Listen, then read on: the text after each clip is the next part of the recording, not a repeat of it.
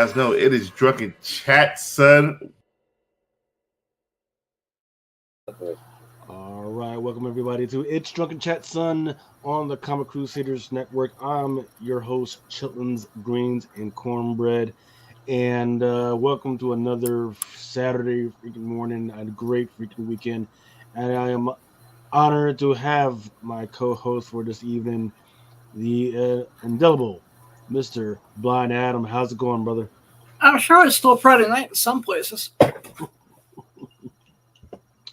Yeah, but it ain't worth it. If you were still on a Friday night, it ain't worth it for you. I'm sure like Nevada and California and like the West Coast, it's still like Friday and shit. Yeah, I remember those times, man. Freaking you would wait for your ATM to hit, man. As soon as the ATM freaking hit, man, you'd be out freaking spending all the money, just freaking getting it done. And then you always go to some of the poshest, discotheques or whatever, and then you hit spot to spot before you ended up in freaking Tijuana, man. Those were the freaking young times in your young 20s, man. Nice. So I'm gonna get a shout out to the people that have hung out with us so far: Peter Fitznight, Wookie Fighter, Ronnie, and Rascals Comics World. Hey, how's it going, brother? T Jones and Ronnie? Raymond Camacho. It says, Wookie Fighter says, East Coast is prepping for the storm at 1:30 a.m. Yeah, man. So in about 8 minutes. Another storm? Holy shit. Yeah, in 8 minutes, Tropical Storm Ophelia is supposed to be coming through. And those are the ones that I'm worried about. The ones with the old ass lady names, man. The ones that sound like she knows how to kick a. Wait, what's this one's name? Ophelia.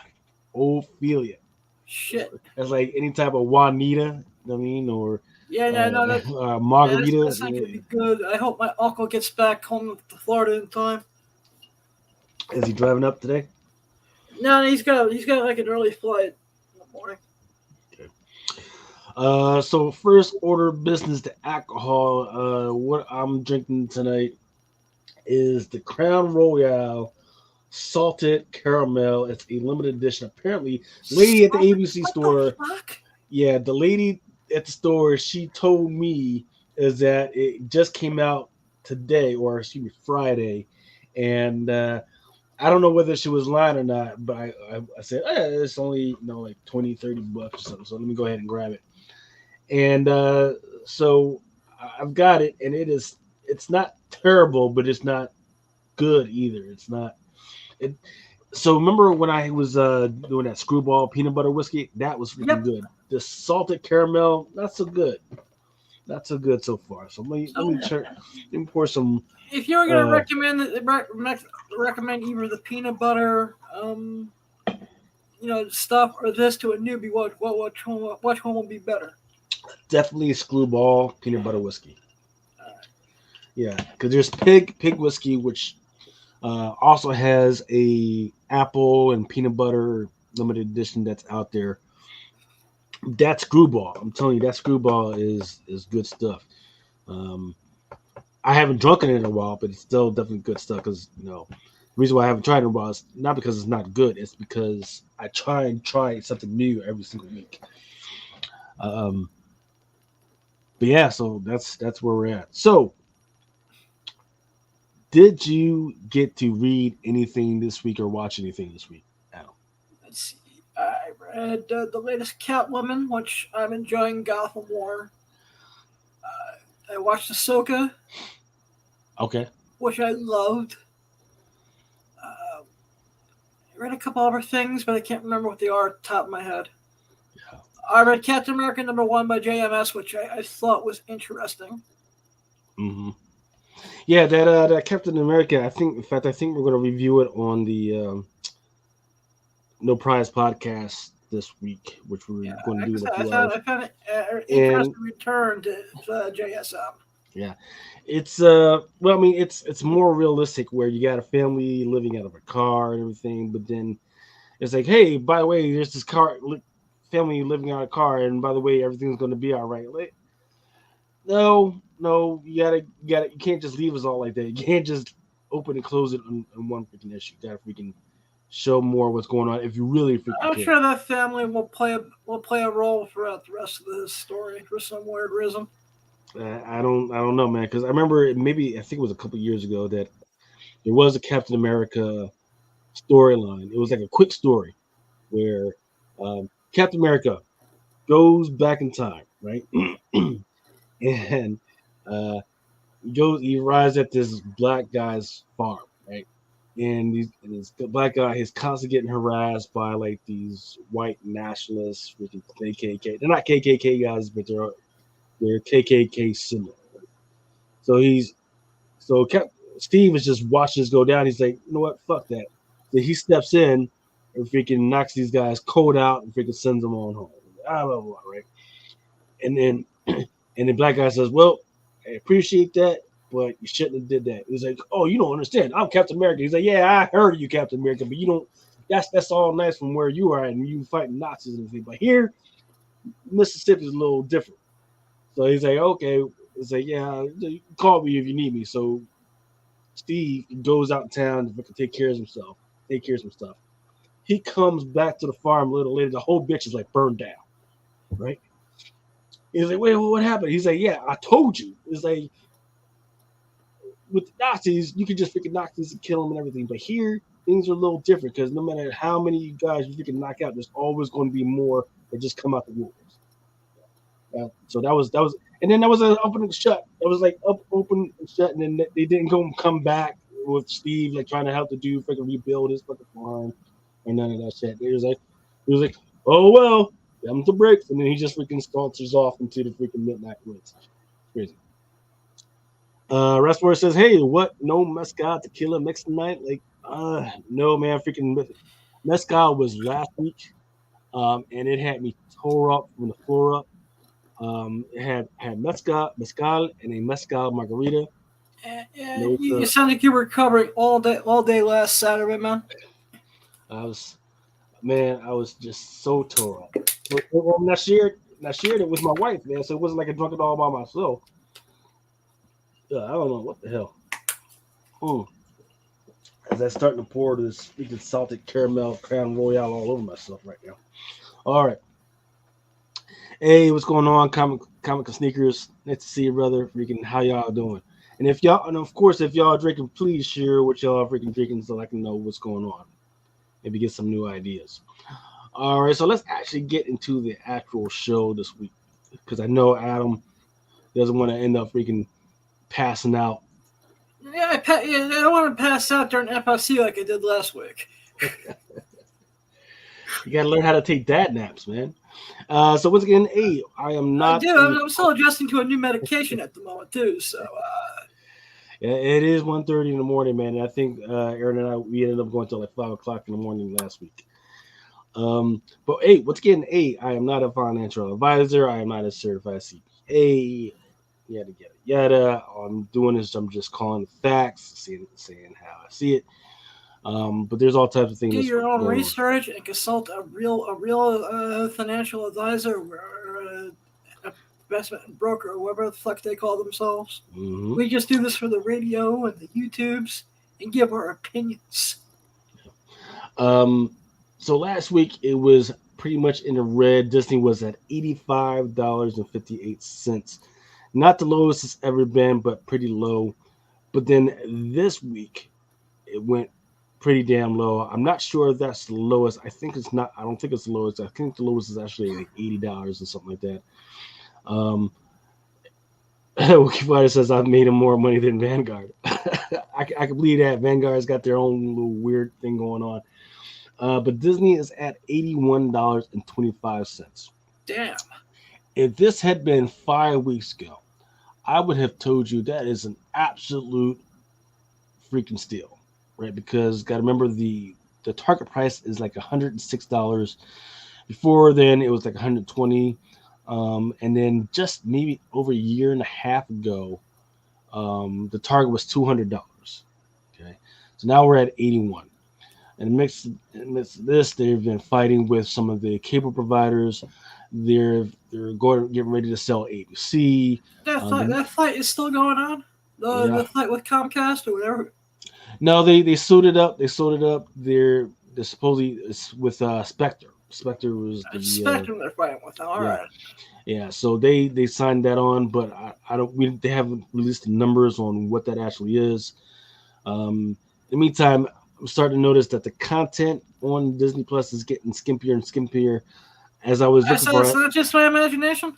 as I was looking for Ahsoka today, I ran across Dancing with the Stars, and I'm like, why are they putting Dancing with the I Stars? saw that and I was like, what the fuck?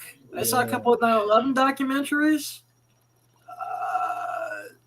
Saw some weird shit in Disney Plus I'm not used to seeing. Yeah. So it comes back to my question of whether these CEOs are doing this stuff on purpose. But here we go with Netflix. Is at $379.81. I forget what I wanted to mention about Netflix. They've got a whole bunch of new stuff coming out. The only thing that I'm worried about with them is that this whole writer strike has affected them, not because of anything that's going on with the writer strike, because a big percentage of their content is actually shot overseas. Like the Squid Game. Like a lot of their horror stuff is actually shot in India. Some of the action and fantasy stuff is shot in England. The animation stuff, the some of the stuff that I was watching this weekend as far as manga, like my Happy Marriage, my Scissor 7, which is amazing because it's like 12-minute shorts. Those are freaking amazing. They're all shot overseas. But now the American Guild, they're trying to bring in some of the Korean guys guild and say, hey, you guys deserve more money. And it was like, well, we deserve more money. So things are getting a little weird right now. By them trying to freaking bring down Netflix that way. In the meantime, Warner Brothers Discovery, it didn't have the biggest drop. It did have a big drop from at 6% of a drop. It's now down 11.10. That's still not the lowest. Low would be like around 9 or 8. After that, the biggest drop right now is for Paramount, which is very interesting to me because they've actually had some pretty good stuff happening. They had Teenage Mutant Ninja Turtles, which was good. It didn't get them $1 billion good, but it was actually good. They had Star Trek. They got a whole bunch of Star Trek projects out there. They've got these Star Trek books and comics and everything that's coming out, so they should be good. But instead, people don't see it that way, and they're just dropping it out of the sky. So I don't know. So at $12.64, I actually think that's a freaking good price. But maybe it's a domino effect. Maybe because people are saying that Disney is not doing so well. They're like, well, if Disney's not doing well, then these other ones aren't doing. And that might be something that's going on right now. So just gotta keep an eye on that one. Here's some greens for you that you need to know. Fish flies. This is for the retailers. Fish flies number 2 had a misprint. You've been ordered to please pull that comic and destroy it. So it covers A and B. They have a misprint, and Image is asking that you destroy all the copies that you received for an on-sale date of 9/20. So they should have went out on Wednesday.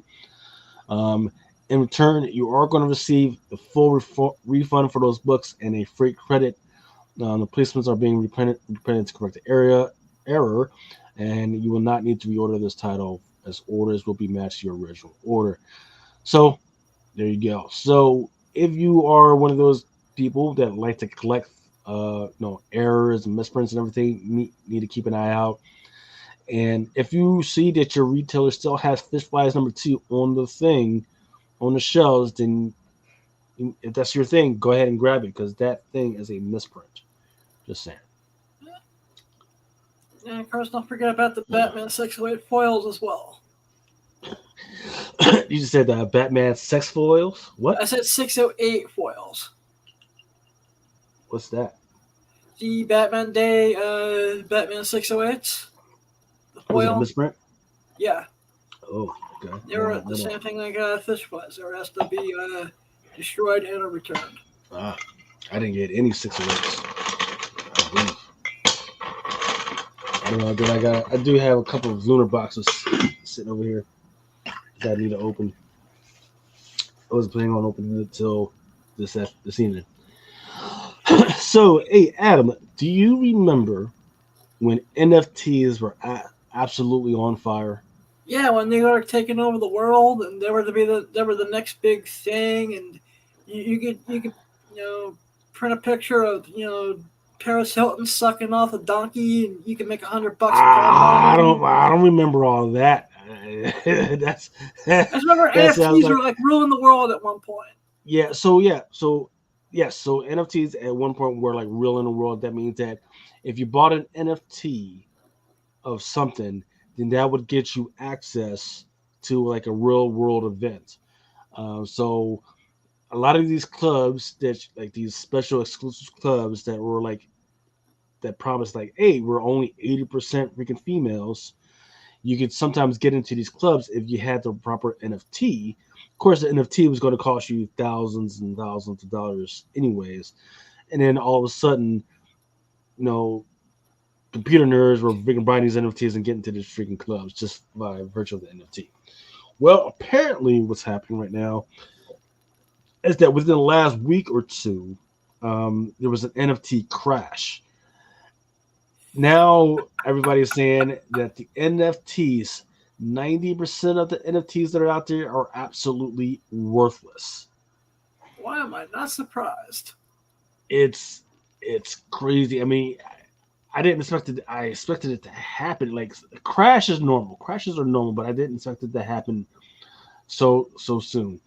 So the hype around NFTs it kind of peaked around 2021, and it saw $2.8 billion, 2.8 billion monthly.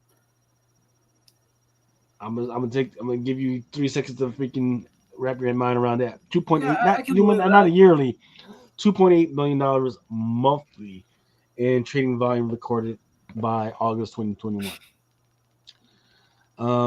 Of course, it captured everybody's minds. People were going crazy about it. I didn't know what the fuck, so I was like, I'm gonna just stay away from it.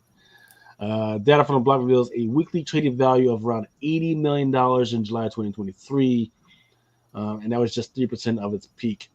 So what happened? Well, it had a bull run and then it crashed. That's simple, right? But we don't really understand why it completely crashed the way it did. Um, some of the people that have been doing the analysis say that of the 73,257 NFT collections that were identified, 69,000 or 70,000 of them have a market cap of zero. So Interesting. so of so there's 73,000 collections out there. 70,000 of those are worth zero. I mean, just only maybe 3,000 collections out there that are worth anything, that are worth more than $1 right now. The only one I ever even tried to grab was the Kevin Smith one. See, that makes sense because you're a Kevin Smith fan. Yeah, because I that's only because I wanted to watch the movie. That was the only one that particular movie you were able to watch. That stat effectively means that 95% of the people holding NFT collections are currently holding on to worthless investments. And having looked at those figures, there's an estimate that 23 million people have now have investments that are worthless. Wow. Jesus. Let's see. As far as asking, did anyone ever do the Beanie Baby NFT or the Tulip NFT? I can't believe those were. Yeah, I can't believe. That means I have plenty of real Beanie Babies that I lost money on. No thanks. Yeah. Omar Ravi says, "Greed, too much bullshit. Wait until real IP holders make something that are actually useful or cool to collect." And Omar Ravi stack is too early. So here's where I knew just something crazy was up. So Top Shot was one of those big things, right? It was for like, hey, you can hold the keys to some of our biggest plays in the NBA. And I was like, oh, Okay. that seems like cool. But that doesn't mean that they can't keep playing it on freaking ESPN, right? So, for instance, for Top Shot, it would make sense like, hey, okay, I've got that NFT. And then every time somebody plays it on TV, they've got to pay me money. That would make sense for an NFT, right? But then also, like some of the biggest plays that are out there from the NBA, they weren't in there. They weren't available, right? You know, I'm a Joel Embiid fan. None of his biggest freaking plays that were in there, right? So it's crazy. Hey, what's going on, freaking Ted Farmer in the house? But yeah, man, freaking that's crazy, and I feel sorry for you if you got into that stuff, or if you weren't sure that you wanted to get into it. Maybe now's the freaking time. Now that the shit's worthless, right? Because I do know that I was looking into some of the Marvel NFTs, right, and there were some these crazy Spider-Man NFTs, and the low ones had some detail, the mediums price ones had a little bit of detail, and then the more expensive ones, like the 110s, if you go zoomed into it and it's spinning around, there's like even more crazy detail, like 3D detail. Those are great. Um, Even though these NFTs, if they're going to do that, they should be like whole cities where you can zoom into the city, do that and everything. But those aren't what these are, right? So I don't know, man. So I just hope that nobody in the comic book industry got really deep into those and spent too much money on that stuff. I don't know. Moving on to, you said that you were able to watch Ahsoka. What did you Uh-huh. think? What did you think? I know, I love it, man. It's great.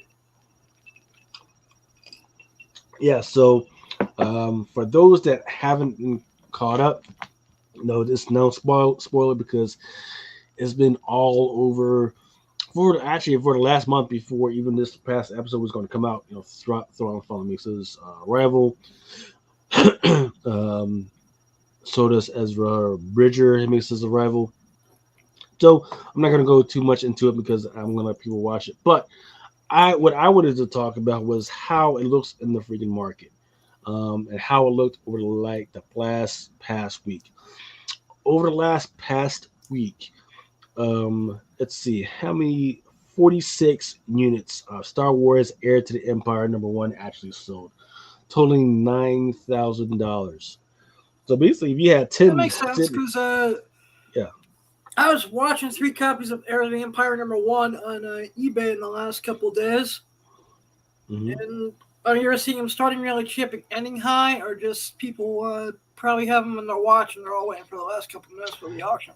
Yeah, it's crazy because I'm looking at the data right now, and September 17th, that was the last time that we actually had an endpoint that it was actually below $100. Yeah, I've been seeing the Um, average like on the low at about $100. yeah, it looks like it was like maybe like around $78 to $80 on September 17th. Then all of a sudden, on September 18th, when was the 18th? 18th 18th was was Monday. Monday. Yep, Monday.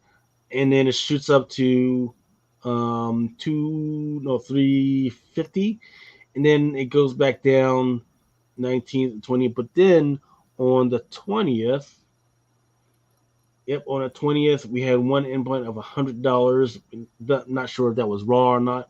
But then after that, it shoots right back up to $400. Yep. So that's where we're at right now. Average price of everything for the last 7 days is 198, but now right now we're at a steady state of 400 bucks for those. Yeah, I still think the Um, sleeper for Heir to the Empire #1 is the comic book action figure pack. mhm. Now Wookie Fodder actually has. I mean, he's the one that's been watching these Star Wars books for forever, probably. He says this book keeps tanking. Can't give those books away right now. I don't know, man. I mean, so I would have to. I haven't even looked at the active books to see what the active pricing is right now. All I'm going off is like what the ones that are actually have sold. And we'll see, right? Like, after seeing his body, seeing the actual Thrawn run away, I'm not impressed. You know, he looks like a fat old man. Looks like shit. I could play fucking Thrawn. You know, give me some fucking blue paint, freaking The only thing fucking suit. that got me like almost wanted from my phone against the wall was what those little rock creature thingies. Yeah, those were cool. I don't think annoyed the shit out of me. What if Ezra Bridger is out there freaking teaching those little motherfuckers to be Jedi? How crazy would that be? He says, Wookie Fighter says he has a 9.6 on eBay for $285, and no one's even looking at it. Wow. So that's a good point, man. Sometimes it's a little weird, right? Because if you know that you've got a book that's absolutely cheaper than the one that's just sold for $400 out there right now, or $350, then sometimes those numbers get a little bit suspect. Yep. Newsstand is the only graded books really selling. Okay. Yeah, I keep forgetting that newsstand is a thing. So the only other one that we had is Star Wars Kanan the Last Padawan. That was the first appearance of Ezra. Well, it was a cameo appearance of Ezra Bridger, as well as Kanan. We had 19 sold within the last week. Average price on that one was $57, for a total of $1,000 sold throughout the week.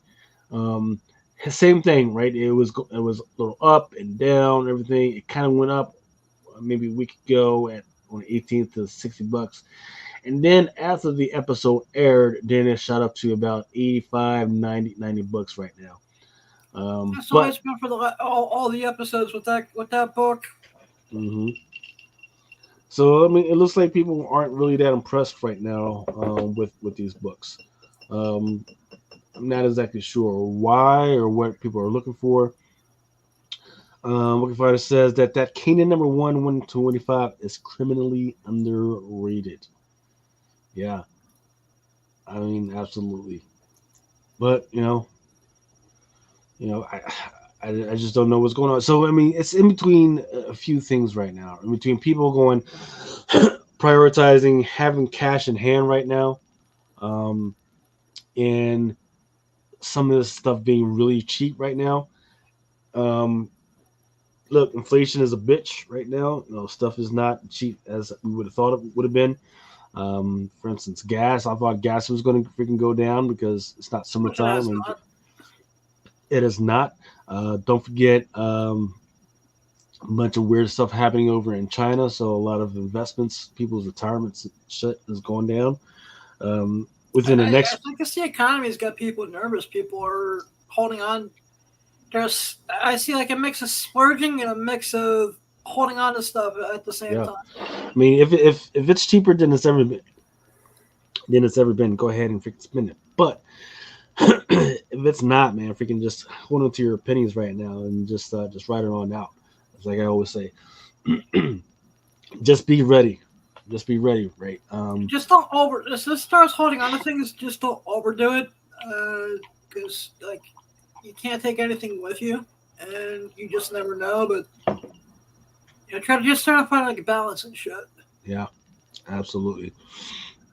Oh, and don't forget the other thing is that within the week, I think it's by. Let me check.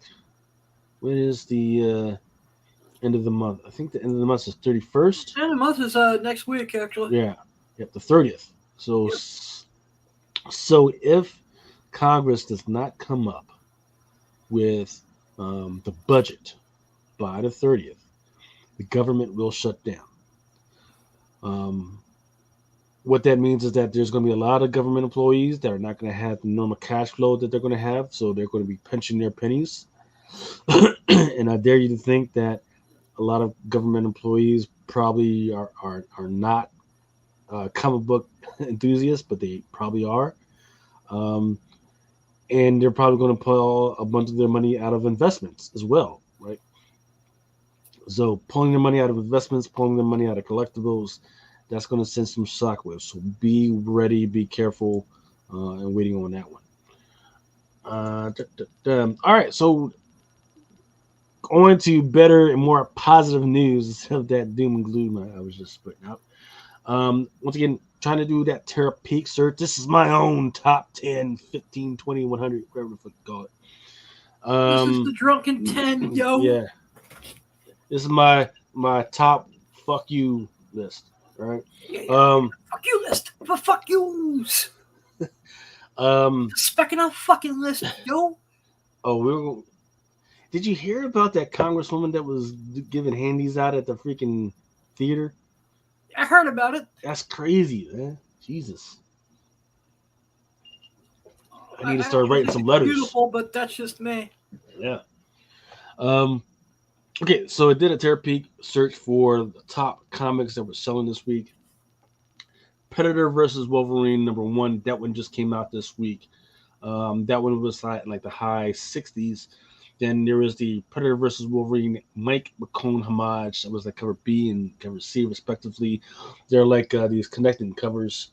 Then there is the Werewolf by Night #1. That was in the 20s. That one was the Howl main cover. Transformers #1, which has not yet. Transformers #1 has not come out yet. And then Amazing Spider-Man #34, the Romita Jr. variant, Incredible Hulk facsimile #181, that foil variant. That one's actually still selling pretty well. World Tree #1, that one's still selling really well. And what's disturbing about that to me is that I still have plenty of covers. I still have plenty of issues. I just haven't fucking read it. I just like looking at the fucking cover every once in a while. So it's crazy. And then rounding out the bottom of my just comic books list is Spider-Gwen Annual #1 at Ji Hung Lee, the ballerina shoes from the cover. Yeah, I've been doing really well with that. For the pre-sale list, I'm talking about putting in pre-sale as your keyword. Detective Comics #1074, cover A, that Even Cagle. Death of Venomverse #5. It's got Null on the cover with and he's got, I forget who that is. That's Carnage, I guess, the new Carnage. He's got him by the head.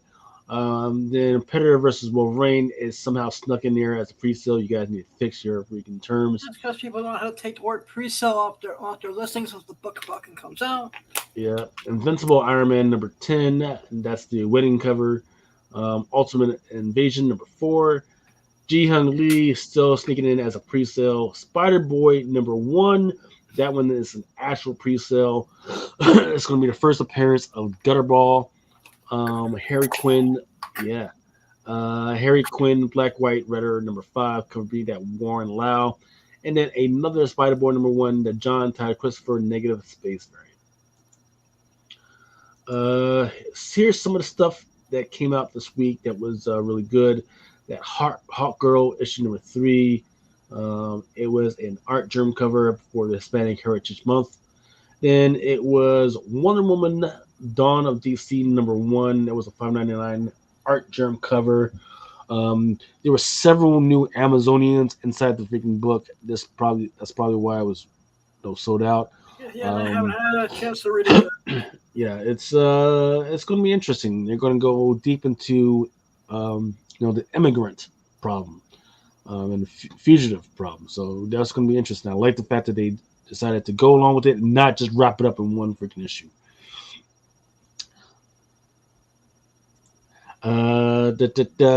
Oh yeah, Ronnie and Rascal's comment says, "Look, fuck you, Liz. That's awesome sauce." And look at this issue. Sounds like a great show. And then also this one it's hard to determine like how the sales are going, but that Predator versus Wolverine at cover 8, yep, that Stegman doing well. What I thought would have done a little bit better was that Scotty Young. I haven't seen it pop up on any list, but it's still an awesome cover. Then this one is doing well. It hasn't shown the numbers yet though. Star Wars Bounty Hunters #38. That EM just a great cover of Cad Bane. Just absolutely freaking detailed. The only problem that I don't like is the fact that inside the story right now, inside the Star Wars universe, he's dead. So nobody cares about this guy right now. Yep, Hawkgirl was a Lobos cover. Yep, it says it right there on the freaking cover. Yep. Then the other Star Wars Bounty Hunter is #38. That is the one, I think whether it's a 1 in 25. Yes, yep. It's a 1 in 25 Grievous cover. Absolutely freaking gorgeous freaking cover. Then the Wolverine number 37, that Greg Capullo promo virgin variant. It was a 1 per account. 1 per diamond account, not a 1 per store. I've 1 per seen that's been diamond doing account. well all week too. Mm-hmm. All right, so here is some of the news. Actually, let me pour myself a little bit of freaking more Crown Royal. Crown Royale. Wiki Fighter says he isn't dead. He was breathing when that episode ended. He had a breathing system in the Clone Wars. Okay. Good. That means he should arrive back and bring start whooping some ass. And use the Force to get laid. That's what I want to know. Man, how is Project Pegasus going anyway? Use the Force to get laid. I need answers. Have you started the Kickstarter for Project Pegasus anyway? It's on my for-do list. I've been taking care of a family situation all week, so I didn't do a lot of business this week, to be honest. Wiki Fighter says testify. My aunt is just getting out of ICU, I think, sometime later this morning. Oh, sorry to hear that, man. Is she all right? Yeah, she had to have a tumor removed, so it's just been a very trying week for my entire family. So that's the reason Awesome Sauce Radio looked like shit this week. Don't. I would have said call me, man. I would have helped out, but man, I was just. Yeah, like I said, everyone's has their own things that get done when behind the scenes with day jobs and families and all that too. So I just hobbled stuff together, had a good time. Bothered Al, tortured him. Okay, so back on track. There was a leak this week, and I don't know if you're much of a gamer or if you even care about video games, because I know you was having some riffle about the fact that they weren't as handy accessible as they should be. I still keep up with them because everyone I know that's close to me is gamers. Yeah. Xbox. They got apparently their new Xbox was leaked. Xbox Series mid-gen info leaked thanks to an FTC document. The strange thing is that the new Xbox that they got in here actually kind of looks like there's this Apple computer out there that nobody I know owns, right? It's like this little thing. It's round and like a little tube and everything. It's freaking great. It's supposed to be really powerful, but nobody actually owns this thing. But that's what this Xbox looks like. It's weird. Not much on the freaking specs. Let's see. Do I have the specs here? It's the Brooklyn will deliver 4K Generation 9 console gaming with more internal storage, faster Wi-Fi, reduced power, blah, blah, blah. Beautiful and innovative new design. USB-C front port with power delivery, blah, blah, blah. Same great price for $499, so it's going to be $500 out the door. But by the time, if we had the same problem as we had the last time, people will be selling them out of a fucking van for $800. It'll be like a grand opening on opening week. Yeah. Just like the PlayStation 5s, man, when they were going for like $1,200 at one point. Increase use of PCR and housing with 30%, 100% recyclable packing, blah, blah, blah. But yeah, I don't see anything that makes it absolutely freaking a must-have for $500. But I guess that's how they're gonna. Sounds like every other gaming system that's out there right now to me. Yeah. Then they've got a new Xbox controller. It doesn't look that different. Bluetooth 5.2, direct to cloud. My girlfriend. I think that's what everybody's waiting for, man. Like, hey, if I have my controller in my hand, can I control my loved one's adult toy that they have stuck in their sexual orifice somewhere? Their pleasure orifice. Like, if I press A, does it go at 10 shakes per second or 26 shakes per second? Or if I press B, does it go to the one in the back and shake that a little bit and go in and out? Or how fast does it go in and out? I mean, that's the script that we're waiting on, man. Yep. Speaking of, fuck it. We are not expecting on adult activities. But it's fun to speculate. Yeah, we'll save that for Tuesday night and Wednesday night, I guess. So there's a Twitter post out there, or X post, or whatever the hell they are calling themselves now. MGM Studios put out that the team behind the Creed movie franchise and the iconic anime Mega Bloks bring you the animated short Creed, Shinji Dai, an incredible interplanetary adventure about three young boxers together. They learn how to enhance individual powers by connecting to each other and to the legendary fighters they came before. So they're asking people to come watch Creed at the Texas Alamo Draft House. Is it Texas? I think it's Texas. No, LA. Excuse me, the Yeah, I was LA, gonna say, I Los was gonna Angeles. ask you sure because they're all over the country. That's why I was about to ask. Yeah, it was the Los Angeles Draft House. Excuse me. So the problem with this is that I got it. Creed. There is a Creed comic book. There's a 150 that's out there, but it looks like these are future boxers that will tap into past boxers, probably like Sylvester Stallone, Creed, and Creed 2 and everything.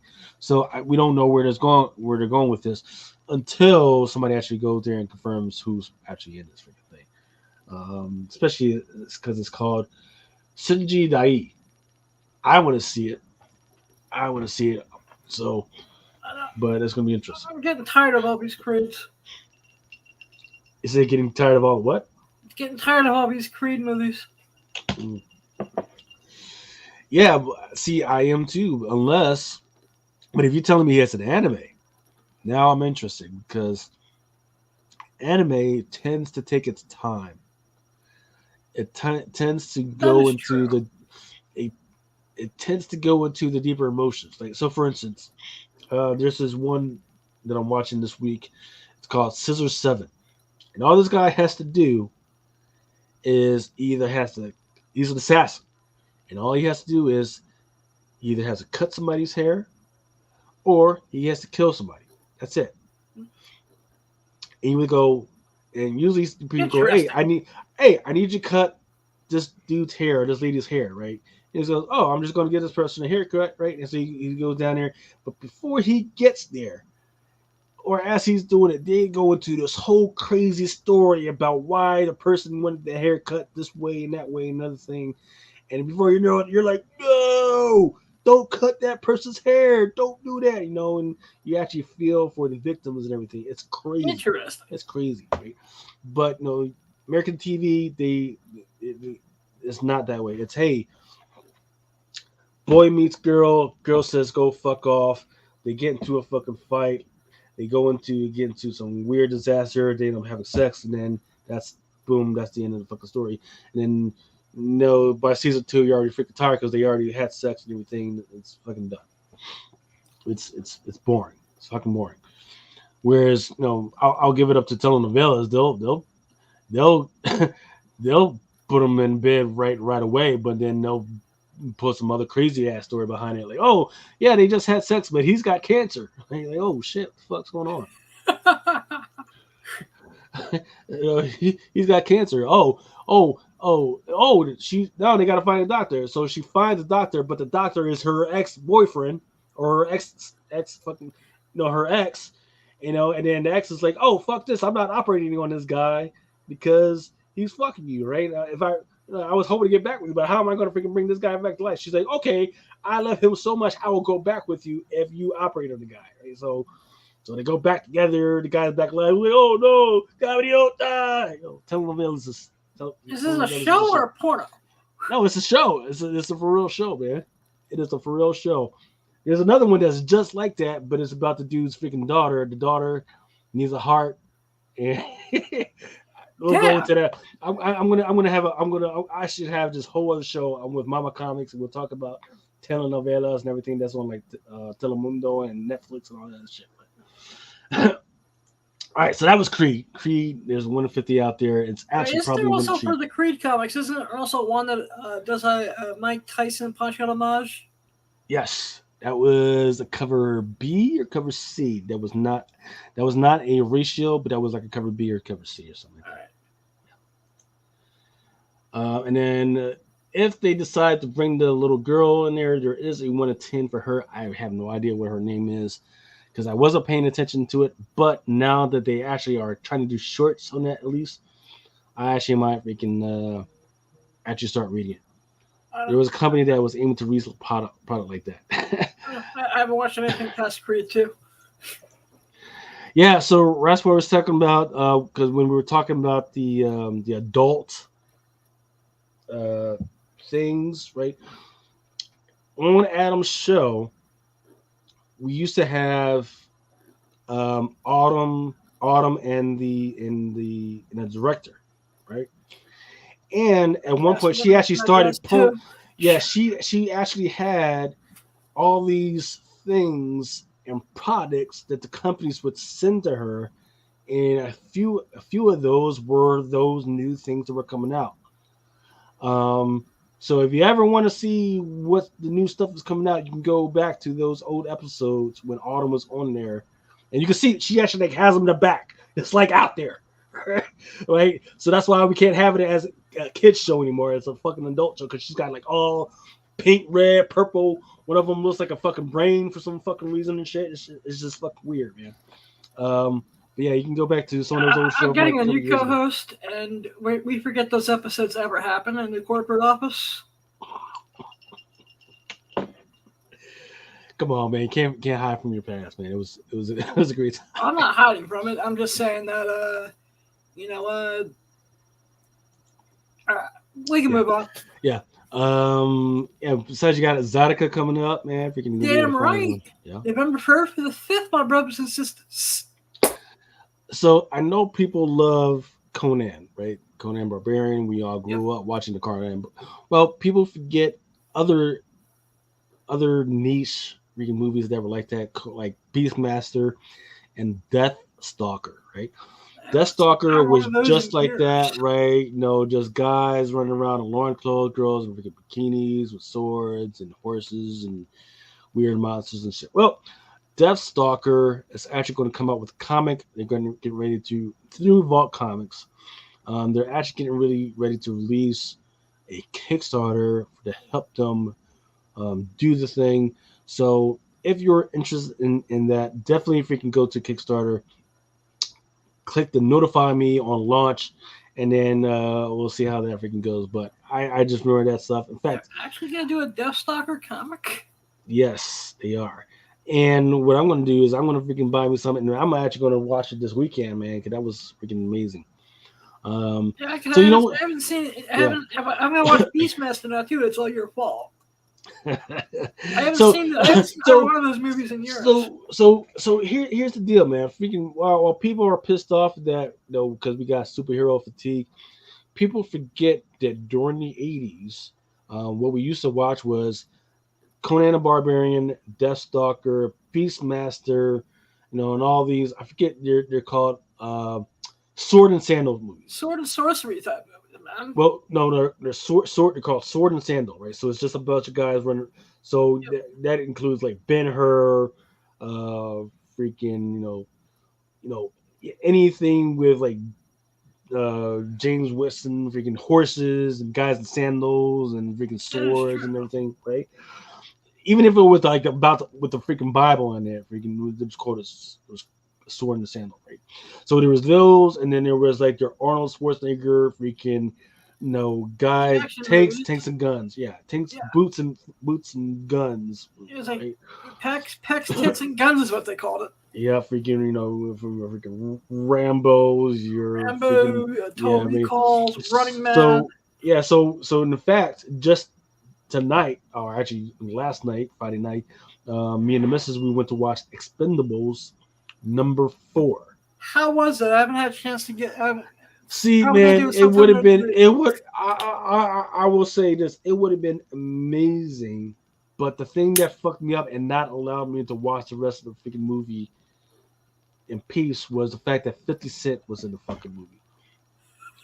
If I'm going to be there, I want to watch actual action figures, characters from the 80s, right? So like Dorf, whatever the fuck his name is. Dolph Lundgren, the man who's been in more shitty movies than anyone else in history. Yeah, but then they also brought in what's the name of Errol's Liz Tyler? Is that her name? Liv Tyler? Yeah, the girl that played Errol Smith's daughter in that freaking video. Yeah, Liv Tyler. Liv Tyler, yeah. Yep, the one who played Betty Ross in the Hulk. Yeah, and but she's fine because she was always there to be the ass and tits and the freaking She's got nice titties too. I mean, yeah, we're blind, but I'm not that she blind. was with all respect to women, but she was definitely icing them up before she went on freaking on set. Right? Probably icing them up. Way to do it, man. Yeah, I mean, so yeah. Other than that, I think the plot was fine. The problem is if you've had any type of actual military experience or like scientific experience, it's a terrible fucking movie, right? But if you are like just along for the freaking action fucking ride, it's a great movie. However, my wife, who is none of those things, and she's just there for the action, amazingly, she did not like it because she was pointing out the fact that several of the people that she had came there to watch, they weren't fighting, right? She was like, hey, how come this person wasn't fighting? All they did was fucking talk and they fucking walked off stage. And that was her problem also with the last Indiana Jones. She was like, hey, I thought this guy was going to freaking fight, and all he did was he just fucking ran around and looked fucking stupid and looked fucking scared and shit. And then that was it. She was like, that's what we paid for. She was like, no, I want to see the fucking guy whip out the whip, fucking beat some ass, freaking and do that. And that's not what's happening. Rasmus saying Dolph Lundgren is a Swedish national treasure. He was in shitty movie after shitty movie after shitty movie. Yeah. The Punisher, it sucked worse than pornos. He-Man and the Masters of the Universe. Do I need to say fucking more? Let's see, what was Rocky 4? You need to, the best movies he was in. Yeah, we need to stop his acting sucked. We need to stop because we're slowly building into another show, man, of old 80s freaking movies that we need to freaking watch and maybe do a show on, man. We need to stop one anyway. Let's see, and Forgive Me, Father, which is a Lovecraftian freaking story with comic book visuals. I've heard people talk about Forgive Me, Father. It's already a video game on PC and consoles and everything, but I did not know. Actually, I didn't know it was a game on PC and consoles, but I also didn't know it's coming to Switch, which is where a lot of freaking people play freaking games. My kids, they got the Switch and everything. My 9-year-old's got a freaking Switch. So I don't know. So there is that Forgive Me, Father that's out there. There was a comic exposure variant, which is the only time where I'm like, you know what? Retailer variants aren't so bad, right? Because it's actually freaking absolutely an amazing joint. Interesting. I think there's a couple out there for $70, $100. I forget how much the actual CGC one is. Let's see. But yeah, freaking. So that's the thing. In fact, I've seen the trailer. The trailer looks absolutely freaking shitty, but it's also a stream game, so it looks like a stream game.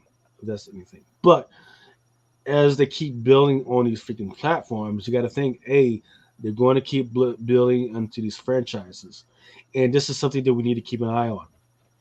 As you go from stream, right? Any game that goes on stream, and then all of a sudden you see it on PC, and then all of a sudden you start seeing it on PS5 or PS whatever, and then Xbox consoles, and there's also got a freaking comic book. There's going to be a step that's a next step to where that franchise is going to freaking go, and right now it's hitting all those freaking widgets right now. Is it a collectible? That's up to you guys to decide. But I mean, I haven't read it yet, but it's all going to be up to you guys to decide. Like, okay, are these the widgets that we wanted to hit before we decide? Yeah, this is going to be a blue book. or a blue stock book that we want to freaking actually collect and keep.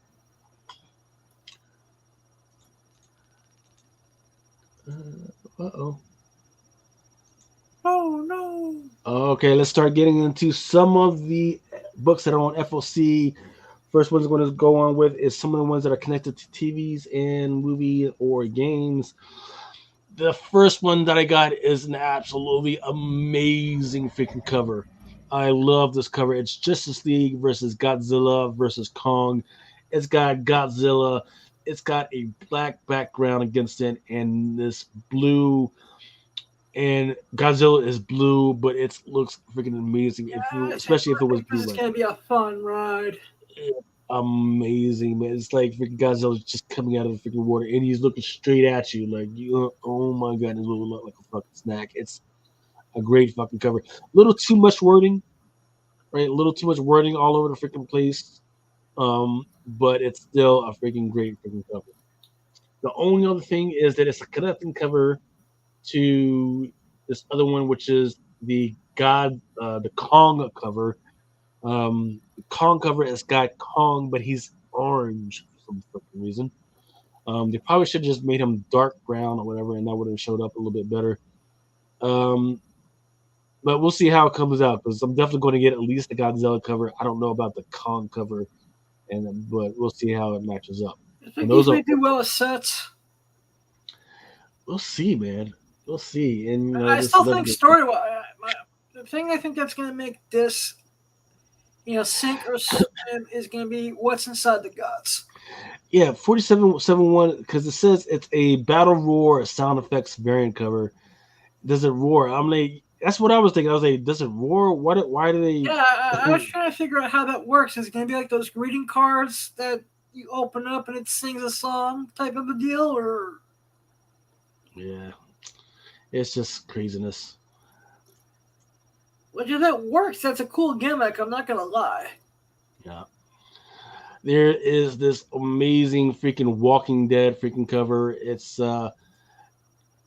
I don't know how to describe it other than there's a freaking zombie. He's got a freaking backpack as if he's going somewhere. It's just atrocious. And don't forget, a lot of these books that I'm talking about this week are actually coming out maybe like 6 days before Halloween.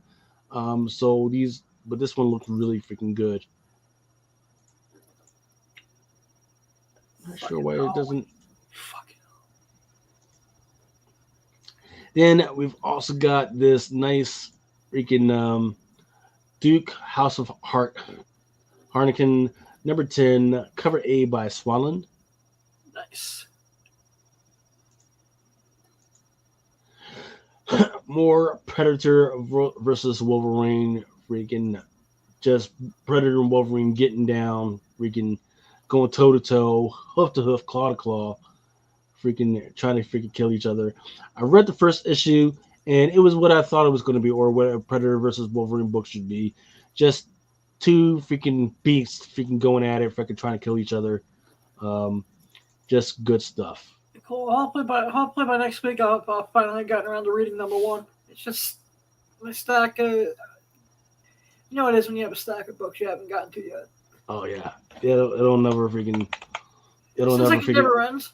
Yeah, it never ends, man. Especially that's why I did like the pandemic, man, because it did slow everything down, and it did give you a chance to freaking, catch up on a whole bunch of stuff.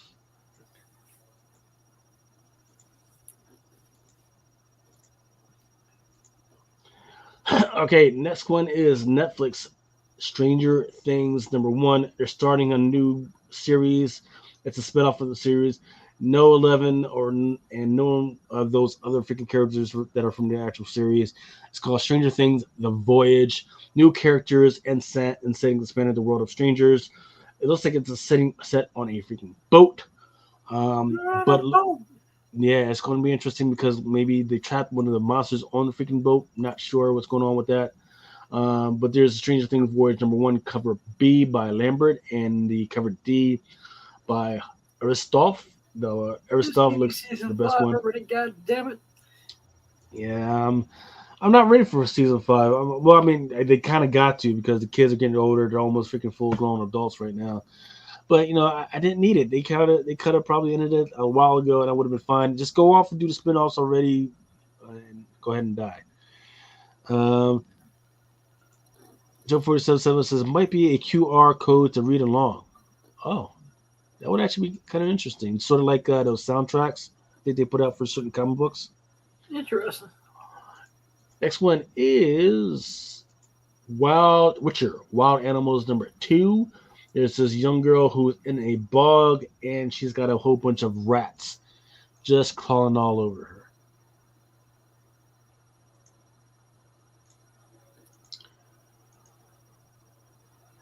her. Next one is Dark Droids D Squad. Number 2. Yeah.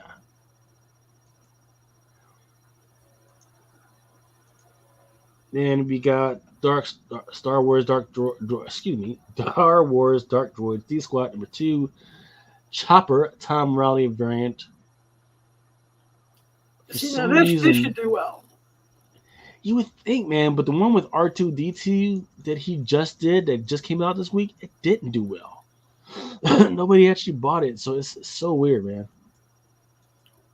This may actually do better. Maybe this will do better in trade. You never know. Sometimes I think Star Wars is a little oversaturated. Yeah, that's true. Then there's the Dr. Aphra, number 37, 1 in 25 by Annie Wu. That's the one that's got the Jedi variant.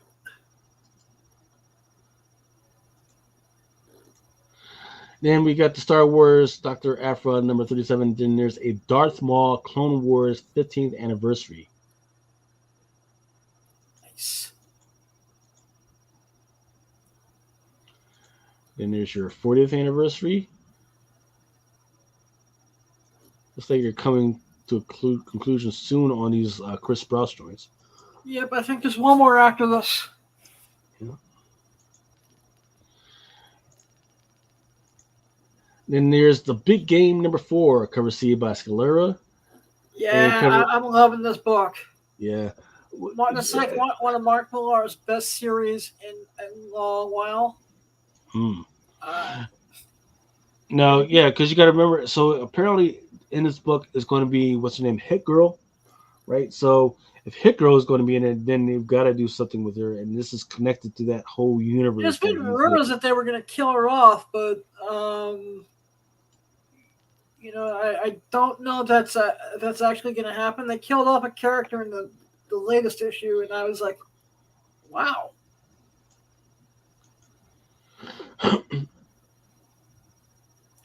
But like I said, I've been a Mark Millar mark for a while, and this has been his best book in a while. If Netflix was going to make this a show, I would watch it in a heartbeat.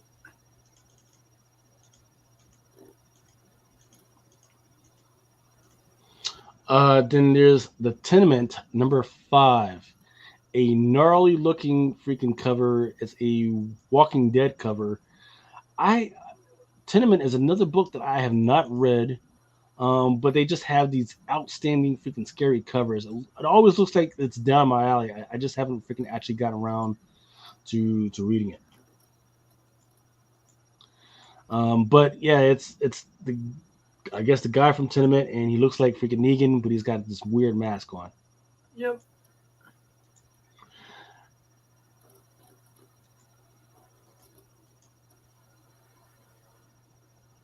Next is Uncanny Avengers number 3, Nakayama Wraparound, X-Men 60th Anniversary variant.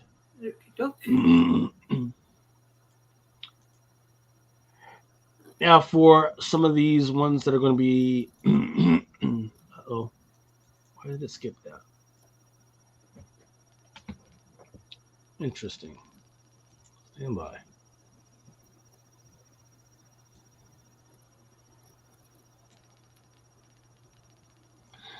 Actually, while I'm getting unsorted, let's take a quick break so I can get unsorted. All right, cool. My mouse is going crazy. All right, cool. I'll be back in a minute. I want to go to the tiny ball man real quick. Okay. Have you spotted any pirate ships? Duh. What, are you gonna get snippy with us, Cloud? Ya que estamos en México, ¿por qué no intentamos hablar en español? Quiero nachos. You know, actually, I think there's a good restaurant right up here.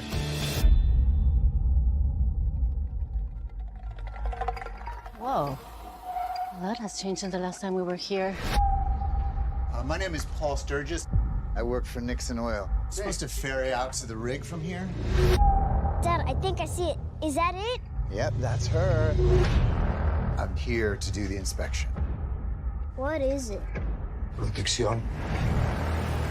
Protection from what? Mom? Hello? Anybody?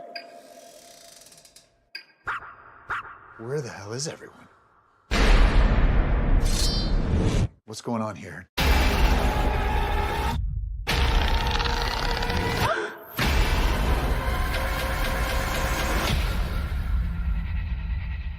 What is that? What's that look? The Black Beamer. There must be some way off this rig. Nothing works. I don't think it can take much more punishment. This is not just any shark. It's a curse. Brought on not by nature, but by wrath. Wrath? He's gonna keep getting his revenge until the sacrifice has been made.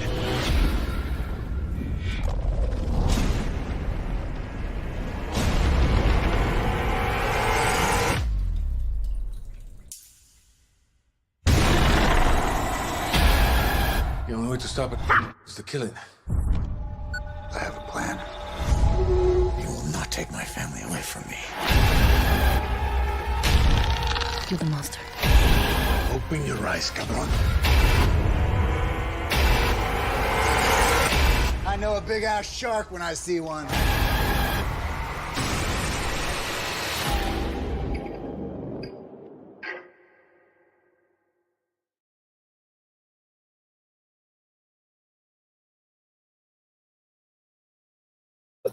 Okay, once again, that was the trailer for Black Demon, a Volt Comics freaking special. Nice. Yeah, people don't realize that. That one was an actual comic book movie. All right, so let's get into it. All right, finally got my freaking mouse working. It was doing some weird shit and zooming in and out when I was trying to freaking just click through. All right, so what we have up is a Batman, a Brave and a Bold, number 6, cover B, Christian Ward. It's I forget. Oh, the director, who is this? He's just this dude, and his head is a skull, and he likes to smoke cigars.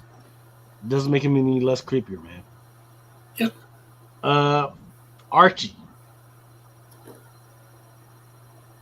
Fear Funhouse, Toy Box of Terror.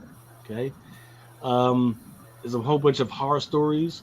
Yeah. And it's going to be the first appearance of Plucky the Doll. Okay. Yeah. Something Scrawled Out by Vault. It's another new series by Vault. It says something wicked crawled out screaming. Edith Miller had no grand plans or great prospects. She spent her days sleeping in and her nights working shifts at a gas station, but when her younger sister failed to come home, Eddie unearthed a web of missing girls and rotting bodies. The police prove useless, so Eddie teams up with her best friend Rainer in a desperate hunt to find her sister. The only thing is Eddie believes her best friend might be the devil himself. You know what? Why does this sound like this would make a killer movie? It would be an amazing movie. Yeah. So, take your bets, ladies and gents. I may actually bet. I normally don't do a lot of stuff from Paul, but I may actually bet on that. Yeah. So the problem is that it's a 1 in 100. There's a 1 in 100, and the 1 in 100 is the guy he's working on the kitchen sink, or excuse me, the bathroom sink, with his shirt off. So, take your bets. I would say. I heard Ultra talking about the 1 in 100 on the secret variant before. So, yeah, interesting. Shout out to Ultra, by the way. Now we have some Victor Crowley's Hatchet Halloween Tales #1, cover D, limited edition item. This is limited to 350 copies.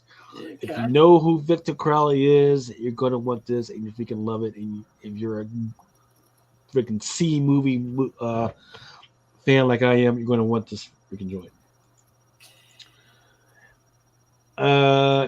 In the crazy bitch freaking column is Crazy Draculina. bitch. Crazy Yeah, bitch.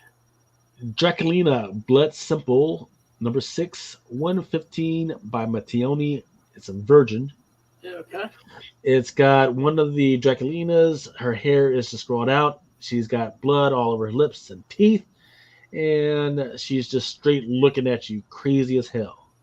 So, yeah. Next up, we've got some Marvel Zombies, Black, White, and Blood, and number 1 in 100.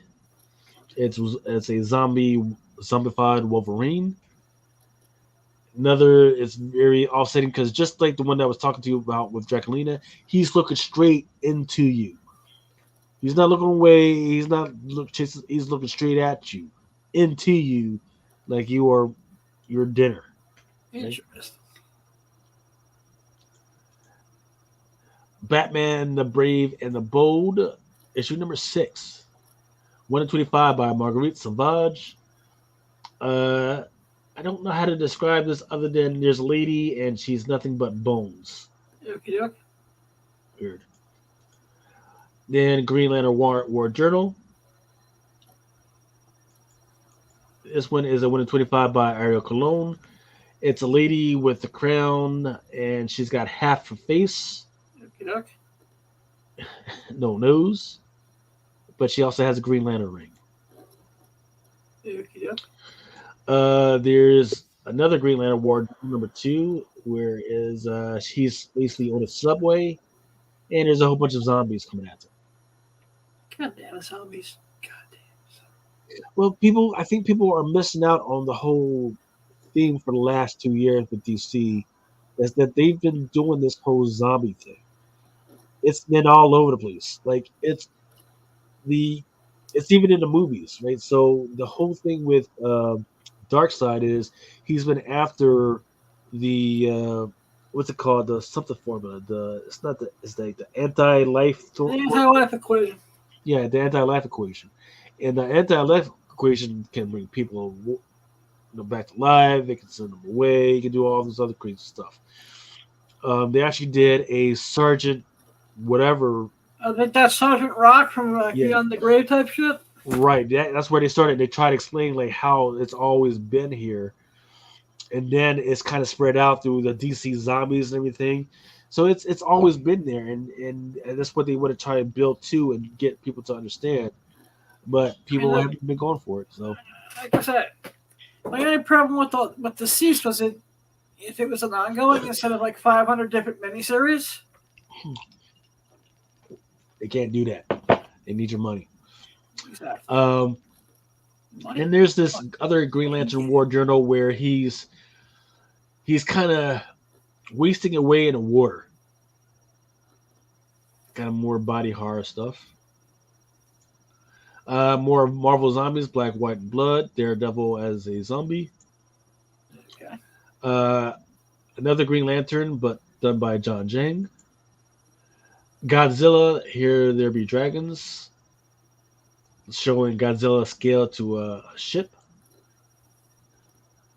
Let's see, I forget what this one was. This one is a new series. It's called The Band from Maybe, number 1. This one is a 1 in 25 by Rubin.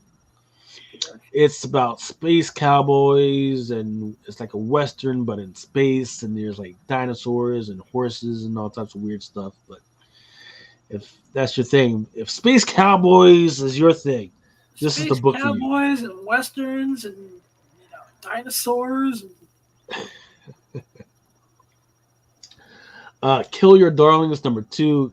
Kill Your Darlings number 1 was amazing, but everybody's always going to have an amazing issue number 1. I'm looking to see if they can keep it up in issue number 2, but who knows? I'm not particularly impressed by any of the second issue covers right now. So we'll see. Then there's another Marvel Zombies Black, White, and Blood. It's Wolverine as a zombie. But he's trick-or-treating. Okay.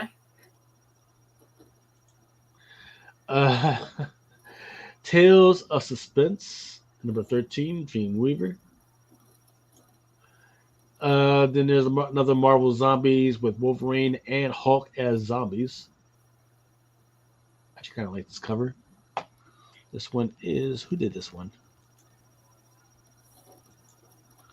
Bjorn Morenz. How could I forget? Then there's another Tales of Suspense by, The Walking Dead cover. It's got Negan, but Negan as not as a corpse, but as a skeleton. Nice. And then another Marvel Zombies, but Hulk and Wolverine, but they're fighting this time. All right.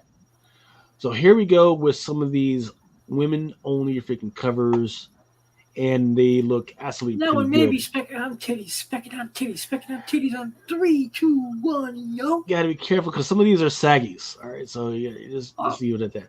That's what happens when ladies get older. Titties sag, bro. Hey, if gravity don't got them, I don't want them. All right. You know, that's why you have to have. That's why you girls have to listen to titty doctors, yo. Harley Quinn, Black, White, and Red are number 4. There's a Chris Bachalo, number 4. There's a Harley Quinn. She's just sitting around with a big old freaking gun. It still looks good for an open order. An absolutely freaking gorgeous Lucia Perillo, Red Sonja, number 4. You know, just her. Once again, it looks like it's a theme this week. Just these characters just straight up looking into the freaking camera, just straight looking, trying to look into you, trying to intimidate you into freaking giving up your money. This one right here is Catwoman issue number 58. Yeah. It's a Joshua Swaby. I was gonna say, is that the Swaby? Yeah, it's really nice. It's got Catwoman. She's sitting on a chair with this random dude. It looks like she's reaching for his penis. Looks like he's reaching for his penis, but she's actually grabbing the jewels. Yep. So there is a version of this. This is a 150. So I'm gonna definitely need it. If you guys are interested in the open order, of course, let me know. All up to today, this afternoon. Curious, what's the 1 in 25? I'm sorry, what's that? There might be a 1 in 25, but I'm not gonna. Actually, did I cover it here? Because I got all types of one. Let's keep going. Red Sonja, number 4. There's another one. That one's by Bjorn Berens, open order. And there's a 1 in 25 by Rian Gonzalez. Yeah, the Rian Gonzalez. It's the open front, right? The one that's it's her in a dress with the open front. Represent. Yeah, the one that goes down to the freaking belly. Of course, you got those cute little freaking characters on the side. Wonder Woman issue number 2. You know, got her whipping and everything around. 1 in 25 by Alvaro Martinez. And there's a pretty good one, Uncanny Avengers number 3, 1 in 50 by Arthur Adams. Nice. Then Gabriel Delado, right? He's got this Catwoman number 58 cardstock. It's her in her normal costume. However, it's like he actually thought about the feasibility of a lady actually running around on rooftops and freaking leather, right? Because it wrinkles in the right places. Yeah. It wrinkles in the right places. Like if you had it bent down, it's not going to be freaking just absolutely tight. It wrinkles in the freaking right places. It looks like it's less flexible enough. You know, it just freaking makes sense. And she's muscular enough that if she had a freaking hang on to some freaking ledges and everything. It makes sense. So I'm gonna give it up to freaking Gelato on this one. Is that a ratio or is that open order? This one's an open order. Okay. $4.99. They're making it easy to want to get that 150. Hack and Slash Back to School. They're definitely going after the anime freaking manga crowd, as well as the Walking Dead variant. Absolutely.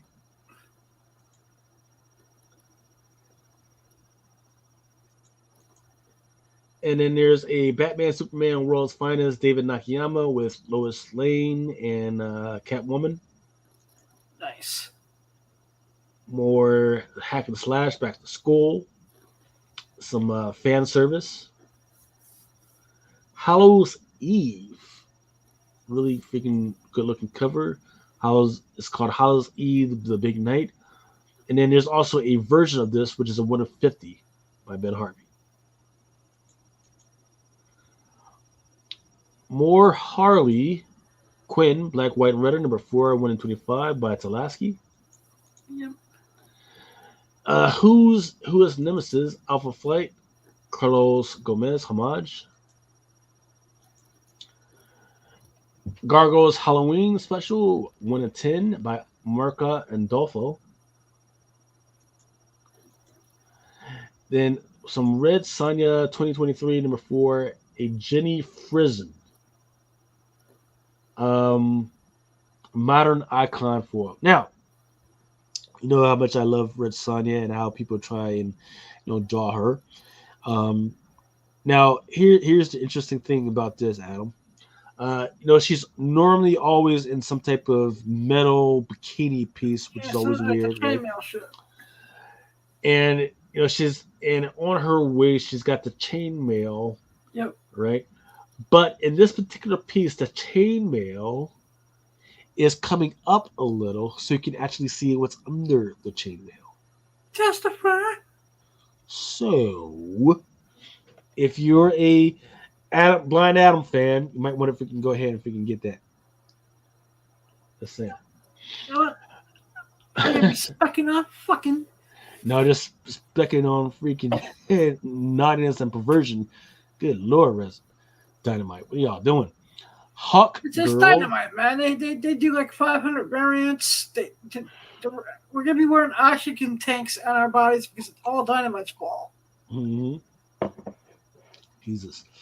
Hawk Girl issue number 4. This one's a Derek Chew cardstock variant. Then we've got Draculina Blood Simple number 6, cover K, and Toledo. Looks really good. It looks just really good, man. It's a limited version. It's probably like $50 or something like that. She just looks really good. Her front meat's all just hanging out under the bottom of the freaking suit and everything. She's looking right at you. Nice. Yeah, it just looks really good. Then we've got the Amazing Spider-Man number 36, 1 in 25 by Arthur Adams. Another great crap woman. She's got the front meat hanging out. She's got the freaking great, you know what I mean? And then there's also a new Champions variant by Chris Anka. Dark X-Men number 3, 1 in 25 by Marguerite Sauvage. Look, man, freaking these covers are just freaking amazing, man. Freaking just got old girl freaking hanging out in hell. Not caring where if we get a little peek of something. I mean, so then there's a Jean Grey number 3, same old girl, Joshua Swaby variant. I want to know who does her nails in hell or limbo, wherever you call it.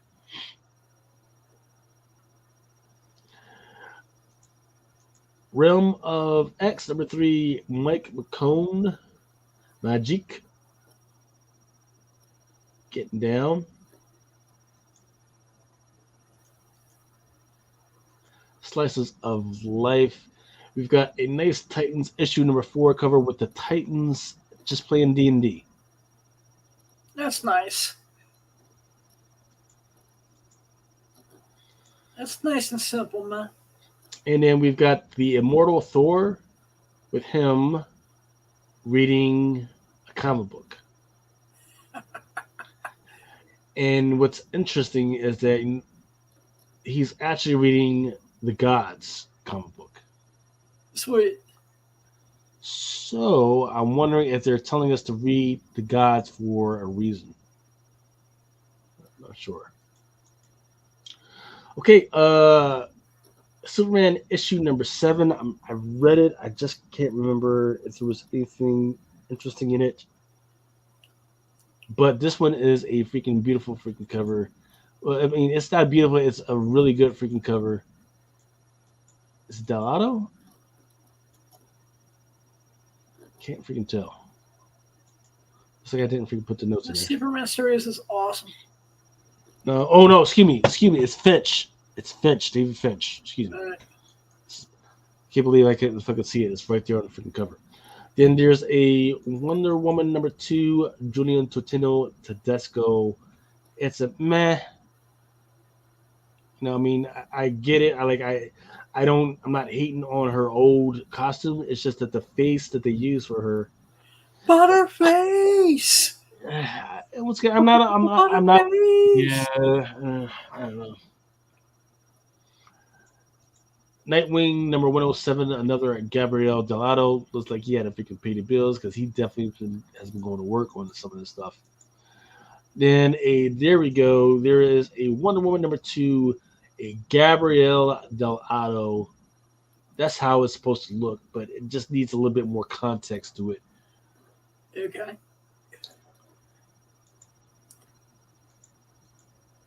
Then there's a Catwoman number 58, David Nakayama. Batman chasing Catwoman down the alleyway. Sweet. Darkman X number 3, a Scotty Young variant. Thor. We don't know what Thor is doing. He's just got his hammering something. Actually, looks like they might be Imcron crystals. But this is the Alex Ross. Interesting. Joe 47.7, I agree with you, man. He says that Wonder Woman face ruins it. It's a butterface, man. Hey, you gotta be careful about judging people's faces, man, because your children might freaking end up that way as well, man. Titans number 4, Jen Bartel variant. The Cyborg. Cyborg doing, basically, Jen Bartel doing Cyborg. Then there's a Miss Marvel New Mutants number 3, 1/100. Peach Momoko Virgin, which is, it's okay. It's okay. But I do like the Emma Lupacino homage variant. So once again, if anybody needs any good deals on Miss Marvel, let me know because I'm trying to get that Peach Momoko.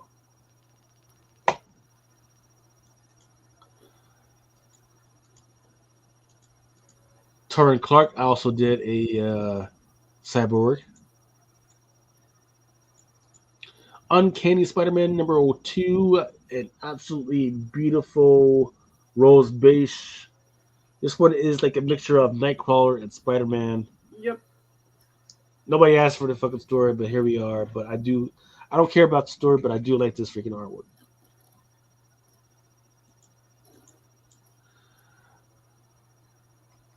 Okay, now down to some of the cute stuff. Cute stuff, eh? Yeah. World's Finest, issue number 20. Superman running around with his little doggy. Nice. Oh. Then World's End. It's called World's End, or is it Wild's End? Yeah, Wild's End, number 125 by Jakuri. So for those that don't know what Wild's End is about, it's about this village that is basically all animals. They all talk, do whatever they live and everything. But this village was all kind of taken over by aliens. It's a crazy freaking story. It's a crazy freaking disaster freaking story, but with animals.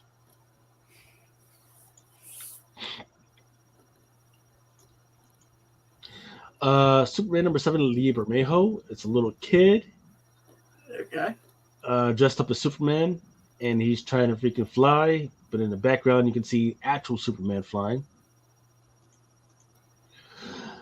For the bronies, Camp My Little Pony number 4, Camp Big Hoof number 4. There's a cover B by Haynes. And then there's also a cover D 1 in 25 by Just Asuda, which has the actual Big Hoof. So, like Bigfoot, this one is called Big Hoof. And This is going to be the first appearance of Big Hoof. Okie doke. For all the bronies out there, you need a fix. Yeah. Titans number 4, Chrissy Zulu Trick or Treat. It's got the Titans watching a scary movie. And there's Nightwing, who's dressed up for Halloween. Another Chrissy Zulu. Then there's Marvel Unleashed, Chewie. Chewie the cat. Yep. Just got him chilling. Yep. Then AWA has got Rumpus Room. It's got a guy dressed up as a panda. Late prints that are coming out include Wolverine Fall of X number 37. Then Wolverine Last Meeting Standing Fall of X number 137. So I think the first one that I got, that's I'm not sure what the fuck that is, man. I guess I'm gonna have to actually read it because it looks like a Bigfoot, like a Snow White polar bear type Bigfoot person. Interesting. But he's got Wolverine claws. Okay. So, and he's getting ready to fuck up Wolverine. So I guess I gotta freaking watch or read Fall of X. So that one's 1 in 25. Then the norm. Let me make sure I'm right.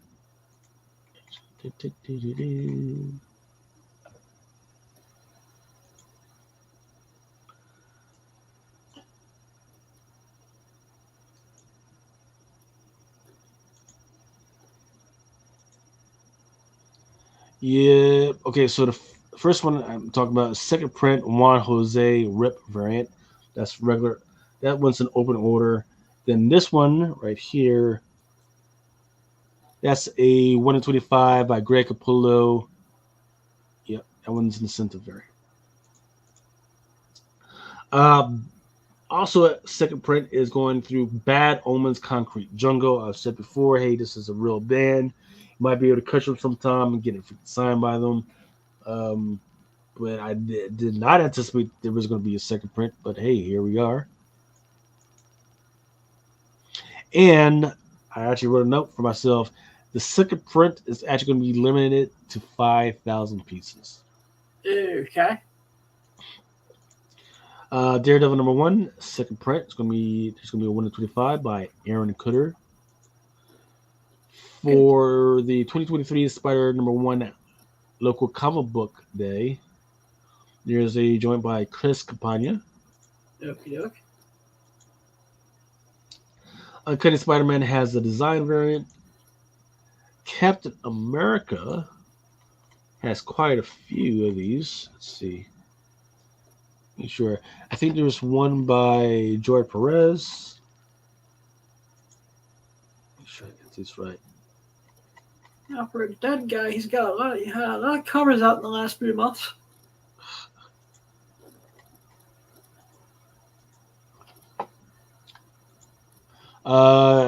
Let's see. Come on. Here we go. Yep. There's Captain America number 2. There's a 1 in 100 by George Perez.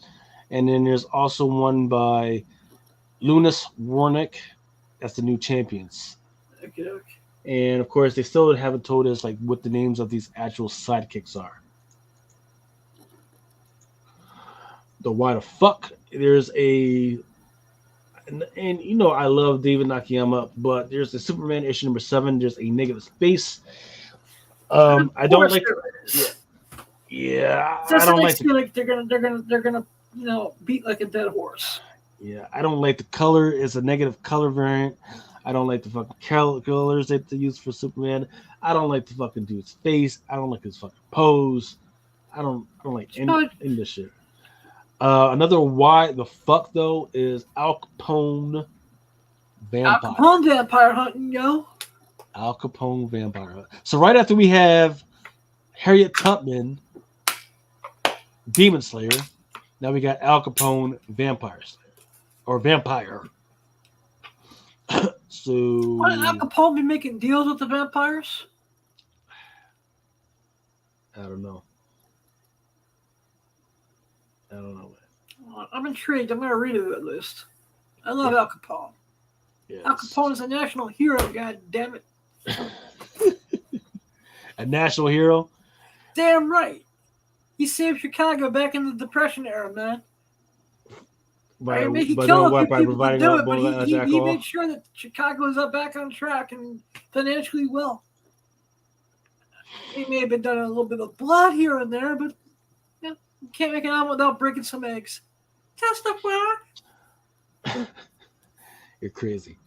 You're crazy, man. All right, so now here's some of the stuff that is coming out this Wednesday. That is as of 9. What's the date? 9/27. Wednesday, 1/27. One of these is Alice Never After, the Florentino. Absolutely freaking gorgeous freaking cover. There's a Avengers number 5, 1/100 by Alex Ross. Okay. Looks like they finally stopped doing those Disney 100 joints. Thank God. A Bootylicious Belle Curse by Marissa Pope. Yep. Some Betty Page cosplay. Reminds me of my old 40-year-old neighbors that love to dress up as some type of weird cat lady. Blade Runner 2039, number 7 by Mead. And I know you guys are like, why are you talking about Blade Runner? I get people asking for Blade Runner shit all the time. It does well. It's weird. It's weird, man. Some Conan stuff. There's a Conan Breathway. Creed is coming out this week. Nothing special. There is a Darkman X number 1, 1/25 by Adam Hughes. Okay. Nice. I believe there was a 1/100 for first print, right? But this one is a black and white. Right. There's a Death of Venomverse number 2, second print by Stegman. Yuck. Then Death of Venomverse second print by Luciano Vecchio. Then there's that Death of Venomverse number 5 we talked about earlier with Null. There's that 150 Gabrielle D'Otto, which is a connecting variant. Interesting. I know you love Jeff the Shark, Adam. Hell yeah. But how about Venomverse Jeff? Yeah, I'm looking forward to this. With Guru Hero. Do you have your copy of the first appearance yet of Jeff yet? I have 2 copies. You have 2 copies. Okay, I need to get me a copy. So how about End Time? Actually, a month before Halloween, there's an Elvira and Mossland number 5 cover D photo variant. Interesting. And the reason why it makes me chuckle is because just this past week there was actually an interview with Dolly Parton where she says she would like to do something with Elvira, and I thought that was amazing. That would be amazing.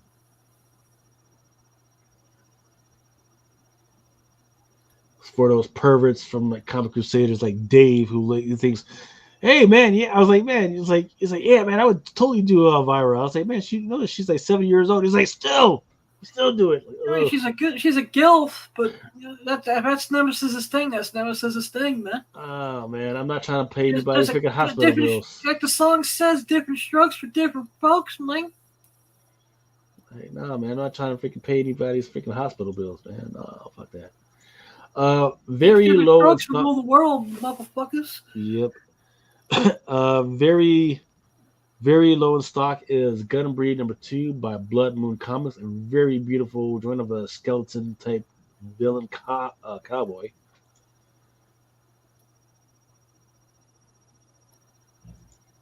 Immortal Thor 1 in 25 by Gabriel Deodato.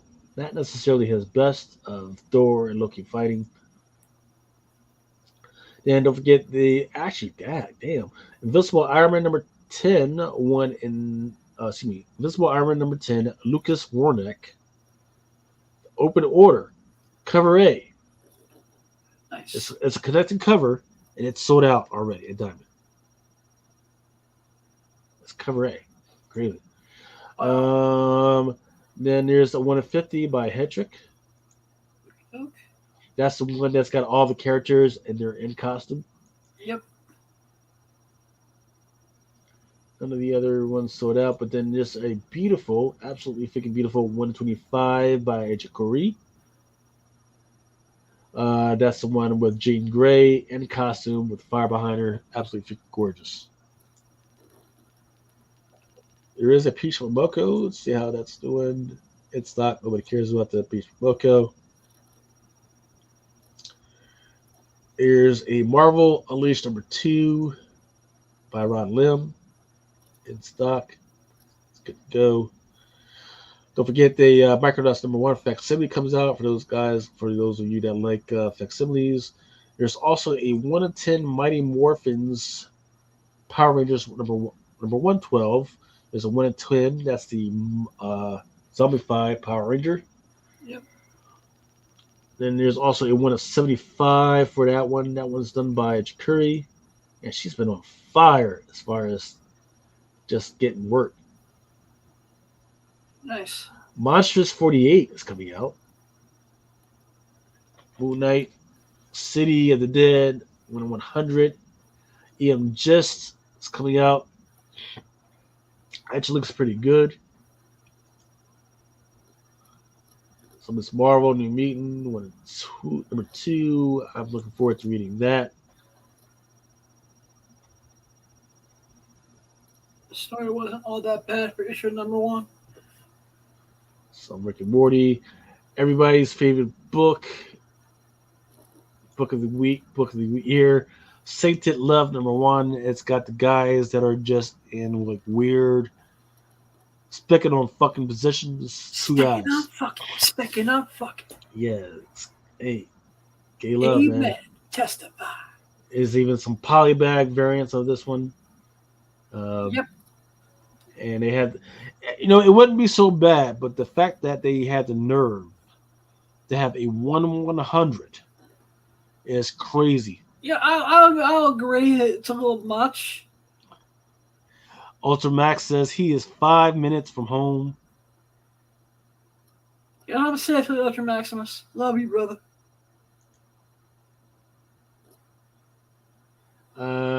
Schlub number 2 has nerve to have a 1/100.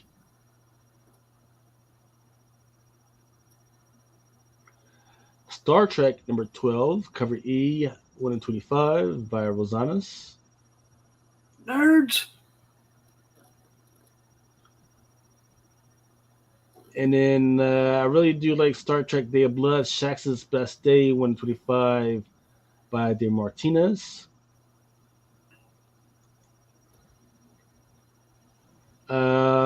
Which another one that's really amazing, but I just don't know if it has any legs to it, is Star Wars Dr. Alpha number 36. There's a 1 in 100 Clone War 15th anniversary variant.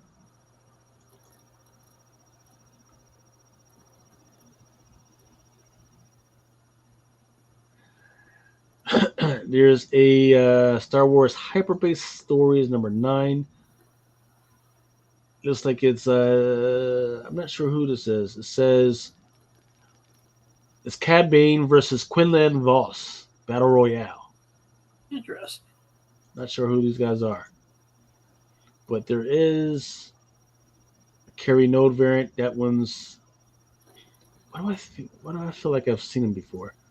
But I do know that the cover A is sold out. All right. And that one's by Dark Horse. So I guess I'm going to need to go into Penguin to see if that's sold out. But then Star Wars Mandalorian Season number 2, number 4 has a 1 in 25.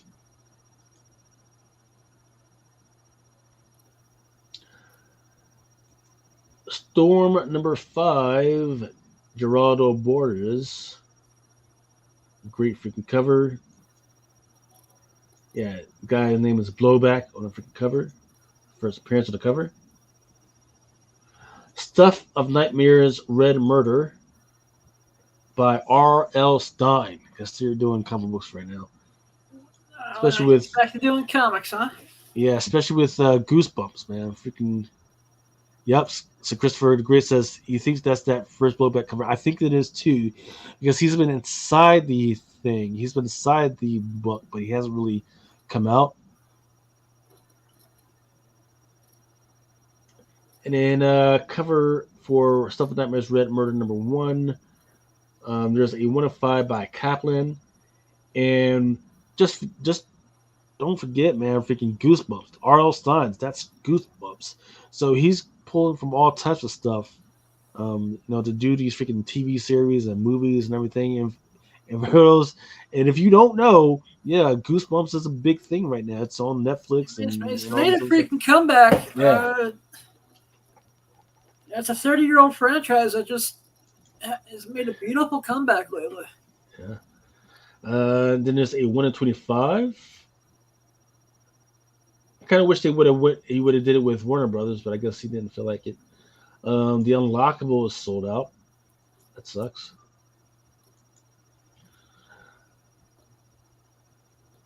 Reverend Queen by AWA. That one's low in stock. Okay, that's crazy. It's got a young girl. She was looking very bewildered. Looks like she just came out of the.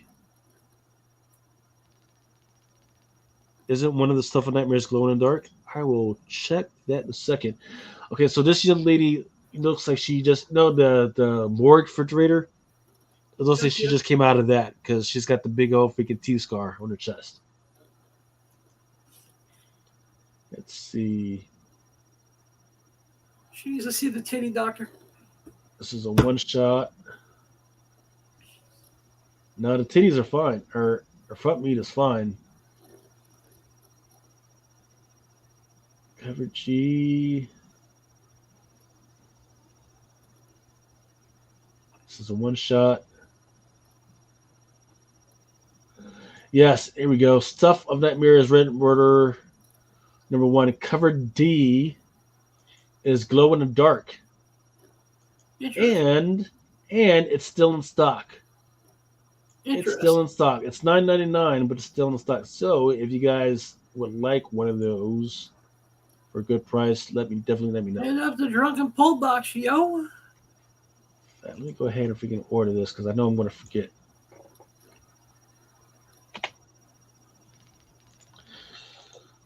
Okay.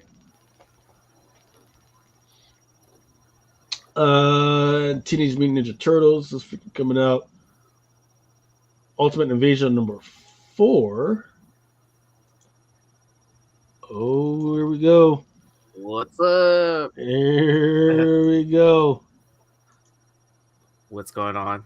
Hey, freaking good man, never freaking speak. Yeah. I look really tired though, but I'm not. You look really tired, but you're not. Yeah. Well, you should be, man. You just freaking got off just like a couple of hours ago from doing the top 10, man. Yeah, I forgot Drunken Chat was going on. I saw the link, so I was like, I'm still up. I might as well jump on. Oh, man. Well, we're getting. It looks like I'm getting ready to close out the stuff that's coming out, and then we could talk about. Did you see Star Wars or anything this week? I did watch Ahsoka. Okay. So let me close out the new releases, and then we can talk about Ahsoka.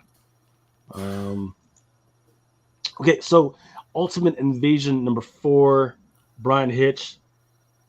It's got a whole bunch of characters on here. I haven't taken the time to see who's who, but it is sold out right now. On the distribution level, huh?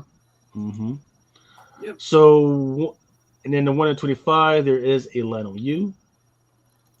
But I think that most people, they definitely probably want this one because it looks like there's a whole bunch of new characters on here. Okay, there is the. I've been telling people about these freaking covers right here. This Usagi Yojimbo Ice and Snow #1. The cover A by Sakai is nice, and it's sold out. Oh wow. But the one that I really liked was this cover B by Scotty Young. Oh, Absolutely I do. freaking Yeah, that's a gorgeous cover. Yeah. gorgeous fucking cover. I got 2 of those coming to me. Yeah. Nice. Dark Horse, being a random house, sold out at Diamond. Yep. Dang. See, she said I skipped the Maniple. I didn't skip the Maniple necessarily. I mean, it's there, right? But it's not sold out. It's fine. It's in stock. So if you need it, let me know. I can get it for you. But it's not even. Usually, if I'll call it out, if it's like low in stock, it's not even low, right? It's like, oh, it's in stock. It's fine. Coming to a Walmart pack near you. Yeah, he says. Sir Christopher the Great says, that'll be the first cover appearance of Kang in the Iron Man suit, I guess. Is that a thing? Yeah, the Maker, Iron Man, but choose between the lesser of 2 evils. The Maker or Kang. But what secret does Iron Man know about the men behind the mask? Let's see. Do you see anything inside the previews?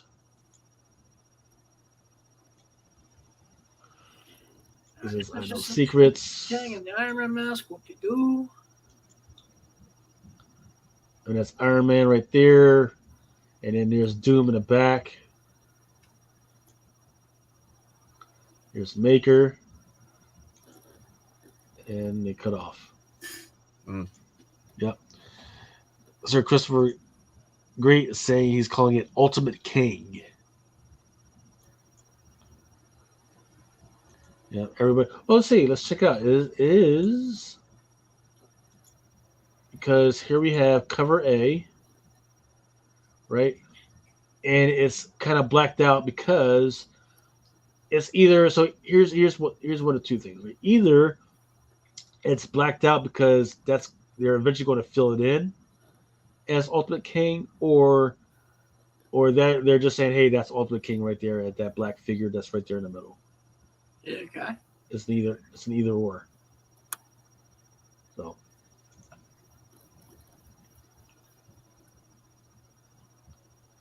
he says he doesn't think that's Doom. That's Reed Richards and a Dr. Doom mask. Okay. Back on Usagi Yojimbo. There we go. What's up? My goodness. There All it is. What's up, everybody? Hey, what's going on? The Coming dark in from a hard day at work, eh? Bro, somebody fucking got into a real bad accident in a place called Osceola Parkway, and Interstate 4 was shut down, and it was a fucking parking lot. So makes it a little hard to navigate when you can't get to an exit. I hope you didn't have a customer with you when that happened. I got paid. Very good. Big pimp money. I mean, that's how that works, right? Yep. Longer conversation than expected. Yeah, you know, when shit like that happens, it's kind of like, oh, well, I'm sorry I can't get out and juggle or anything like that for you right now, but I'm going to try. They do have these Uber helicopter services just in case. The office doors open, but it was a cute girl, so it wasn't like I was like inconvenienced, but obviously I had to be a gentleman, married man, you know. Yeah. I just see dollar signs, man. That's all I see. I don't see skirts, none of that. Dollar signs. So Ultra, you missed most of the show, but we're rushing through the stuff that's coming out this Wednesday. And don't forget, guys, if you want to see the Matrix, don't forget to go to Ultra Maximus YouTube show. Check out the freaking Matrix, where he's going to have most of the stuff that's going to be on FOC. Right? You mean everything that's on FOC? Yeah, pretty much everything. I try to get everything, and if I don't get everything, I get damn near close. So yeah, that shit already went live. Yeah. And if you want to see the stuff, everything that's coming out this week, you can go to a show 3 weeks ago, and that should be the stuff that's coming out this week. Basically. Yeah. Usagi Yojimbo. So right now I'm honing in on some of the stuff that's kind of low in stock or kind of sold out. Some of the Usagi Yojimbo, which I was kind of it's kind of weird. So the numbers on eBay or on Terapeak are not freaking consistent with what's going on at the distributor level. Is it just because it's a new number one back on a different publisher? I don't know. I'm not sure what's going on, but I can definitely say that people are probably liking this and people are probably buying it. I just don't want our customers or our people to freaking get caught off guard that this is what's going on. What was also hyped like because of San Diego with the ash can? I don't know. Was there an ash can? I don't know. Yep. Yeah, there was an ash can during San Diego. Yeah, it was like in the top 10 thing premiums that were from SDCC this year. So Sir Christopher the Great is asking us if I ask you guys what type of HOD, must mean God, is null, besides God of the Symbiotes or God of the Abyss, what would be your answer? Last year's spec. For 1,000, Alex. He is the god of dead spec. So there's different levels, right? So there's gods of Earth, right? And then there's gods of species, and then there's gods of time, right? And then there's gods of all. So first there is a one above all God, right? And then there's like the all-knowing, but then this particular God, whereas he started coming into being, coming into knowing at the beginning of this particular universe, right? So he wasn't there before; he just came into being after it was known. So he's like below God of all and all that other stuff. And that makes him younger than Galactus and younger than Ego the Living Planet. True. Yes. Them dudes is old as fuck. So no, he is not an antimatter guy because scientifically the way I don't want to go into geek out on antimatter stuff, but antimatter is found at the end of matter, right? There has to be several decays matter that happen, and at the end of the decay matter, that's where you find antimatter. So, for instance, at the end of neutrinos, there's antineutrinos. At the end of photons, there's an antiphoton. At the end of beta, there's an anti-beta. So you can't just say, "Oh, well, here's matter." Then no, you gotta have it. So if there's a anti-null. If there's a null, there's an anti-null. So he's not antimatter. He's something else.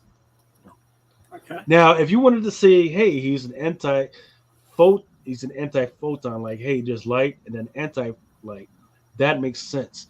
But we still haven't figured that out because that doesn't make sense because they were like, oh, remember everybody was speculating on who is the light god, right? Because he was supposed to be anti-light, and then it just turned out it was fucking Eddie Brock. What the fuck?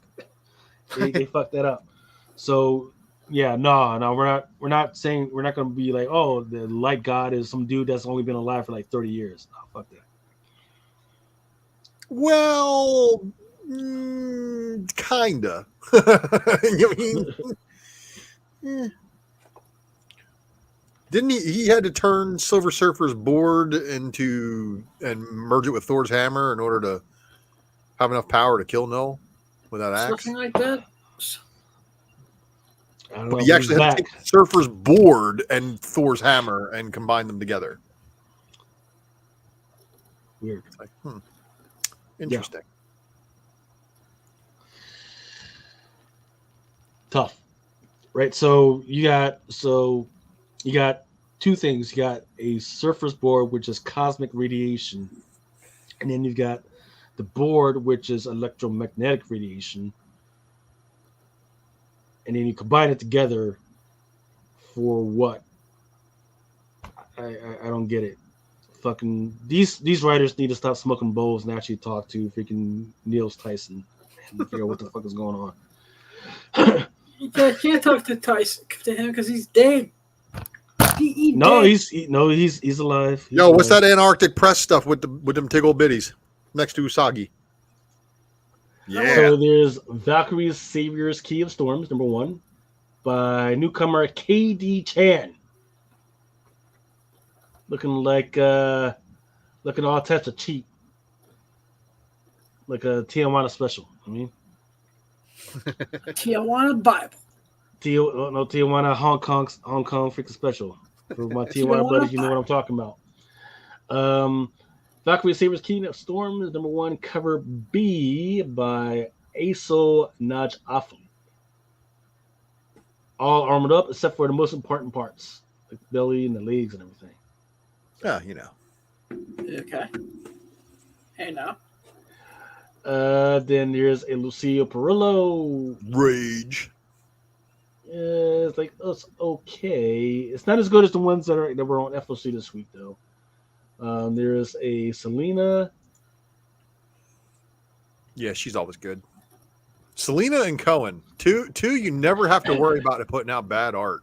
I mean, I've never seen bad art from either of those two. And even though it's all Dynamite shit, I'd still be like, man, I'd almost buy that. Some cover E cosplay. That's a cheeky one. It is a cheeky one. Let's see, how is it doing? So it's in stock. I've actually sold 10 copies of this fucking thing. And there's a version of it too, isn't there? Yes. And I didn't buy any of the variants because I wasn't fucking thinking. Actually, I think people started buying it after FOC, so I couldn't. But yeah, people were into this cosplay shit. Not sure what's going on with this 1 in 10 by Heiser, black and white. Looks kind of like a poster. Some ultraviolet stuff, some void arrivals. 1 in 10. We don't have the art for that one yet. There's a 1 in 50 by Martinez. So this is number 4, and it says that's a 1 in 10. There's also a 1 in 100 that was supposed to be a sleeper, secret variant. Oh, that's Transformers number 1. I'm sorry, my bad. Yeah. No problem. World Tree number 1. There's got a 5th print. Fuck. Is it gonna tie something that's gonna shoulder with the 6 or 7? Well, I mean, it's a Tinian, so it doesn't surprise me that Yeah. his stuff is selling that well. But are people really buying it to read, or is it speculators trying to fucking pump his numbers? I don't know. It's I love the covers. I've got it. I just haven't fucking read it. I need to read up to what they're up to issue 5. I Yep. think I need to read 3 and 4 still. I have them somewhere, but yeah. Maybe if they would slow the fuck down, we would actually have time to fucking read all this shit. What's the furthest place from here? Number 14. They had the nerve to have a 1 in 10, but with no record. But guess what? I heard everybody who had ordered that issue number 2 with the record finally got their fucking comic. Really? Oh, wait, hold on. I think I have it. Oh, shit, because I know you was waiting, one of the people fucking waiting for one of those things. Good God. Yeah, it is weird because I think I do have a record of something, but I wasn't really paying attention. So after like a year and a half, it finally came? I found it on the shelf. So what? Your store put it on the shelf? Some store put it on the shelf. What an idiot. Yep. And for, does it say how much? $15.99. Isn't that the retail price? Yeah. Yeah, I Just think the so. retail. So for everybody who doesn't know what that was, that's what's the furthest place from here? Number 2, right? Second print. Second print. Right. Because full number deluxe 2, edition or whatever. They did like a short press of the vinyls on issues 1, 2, and didn't like 3 and 4 also get kind of like a first print and a second print? Yeah, I believe so. Wait, I think they were all like one per store because it was like during that weird time period of like plastics shortages. So, Okay. So like vinyl wasn't being overpressed or anything like that. Right. And then once they got to a certain place, they stopped doing the vinyl. But that issue 2, like it FOC'd and then it never fucking hit shelves. And then issue 3 came out. And issue 3 hit shelves, and everybody's like, where's my issue 2 vinyl? And then he's one of the people that I know of that was searching for it and like, hey man, when the hell is this thing coming? But it was just so many people all across comic book YouTube, comic book internet, CGC forums, all the good usual places where everybody's like, hey man, why hasn't this book come out yet? And no one can get a fucking straight answer as to why this thing hadn't come out. So we all saw that somebody said like, oh my God, it shipped. I'm like, no way that thing shipped now. It's like been a year and a half since it's supposed to be gone.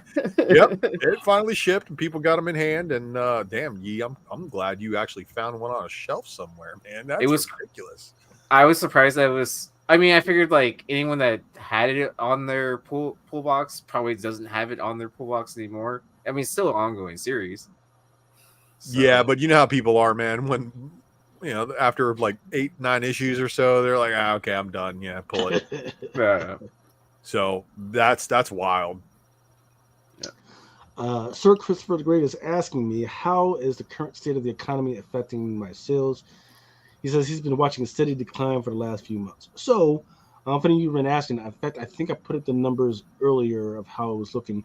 So, during the pandemic, per 7 days, we were at 3.5. Once we came off, we were looking at 2.5. In fact, as of a couple of months ago, I was looking at some of the slides, and we were still going at $2.5 million in sale per 7 days. Today, when I pulled the numbers, we were at 2.2 million. 2 million, a little bit of change. So it's steadily been freaking going down. And usually those are the numbers that I see like around Christmas time, right? Because people have to pull back a little bit, get the money ready and everything. But for $2 million, for us to only be doing $2 million. Yeah, $2 million.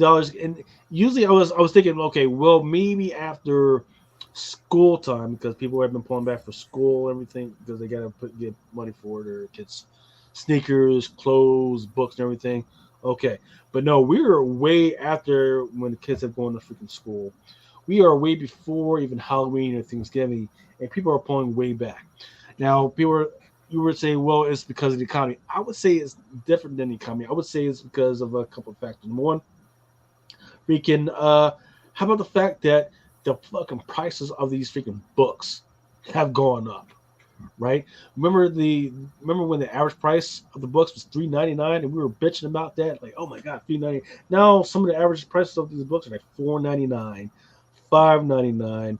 Somebody was asking me about that. Yeah, somebody was asking me about the how about that glow in the dark book? That glow in the dark book was like a $9.99 cover price and shit. Yeah, fucking $9.99. What the? All those foil covers too. Aren't foil those covers, yeah. Well, the foil covers. Some of the foil covers are $3.99, $4.99, but the discount to the retailers is only 16%. Which means in order to, and that's not including your freight price, right? So that means in order to make any type of profit. Yeah, in order to make any type of profit, you got to raise your price up to $5.99, right? So what have I seen? I've seen a couple of things. Number one, a lot of the whales that I had, the guys that were spending at least over $150 to $200, they freaking either just dropped out or they've just slowed down. So whereas I would see them buy stuff like every freaking week, now they're doing it only every 2 weeks, every 3 weeks. Some guys are only doing it once a month. The other thing is, whereas people were buying it by the FOC in order to make sure that they get the discounts, now they're saying, well, fuck it, I'll wait till after the FOC, and then they're freaking buying it, which when you buy it from me, it's fucking crazy, because if you buy it from me after the FOC, I'm gonna charge regular fucking price, all right? No, because I don't need all that fucking ass. But people they're just willing to freaking pay regular price, which it just kind of fucking boggles my mind. And I've been wanting to delve into the numbers of what the fuck is going on with that. But all right. Sir Christopher Grace saying, "Yay, the prices have slowed down. Everyone besides myself, of course. Ideally, every book just barely sells out." Yeah, like I talked about earlier, like the numbers from therapy. The numbers from therapy are very interesting, right? And once again, like Ultra was saying, it feels like people are buying for speculating and pushing numbers, but we're not actually reading the freaking books, which is a shame. Because right now there's so many freaking books out. I have no idea what books are actually freaking good. I'm trying to. I remember when I used to read every fucking thing. In fact, I've got 4 hours to try and read everything because I got another fucking podcast where I got to review every fucking thing in my Price podcast. I'm talking about everything Marvel. I got to read everything freaking Marvel. I'm still like about a good month behind on my reading too. So every time I do a Secret Variant episode, I spoil myself. So I'm looking at spoilers on all the covers. I'm like, oh yeah, okay, cool. This is where the story's going. It's fine. I've cutting back a little bit on what I'm reading. Yeah. But, certain things I'm reading more of, some things I'm reading less. I wish I had time to read. Yeah, have you been I think catching the ties? I tried to bid on a comic today. I bought a comic. Did I buy him today also? Yes. Because it was it was yesterday where it was the other comic we were talking about, right? Yeah. So I bought a comic yesterday. I bought 3 comics in the last 4 months. 3 whole comics. Yeah. You got to, right? Prices of these really comics are ridiculous. Well, I mean, because prices of the comics are absolutely fucking ridiculous.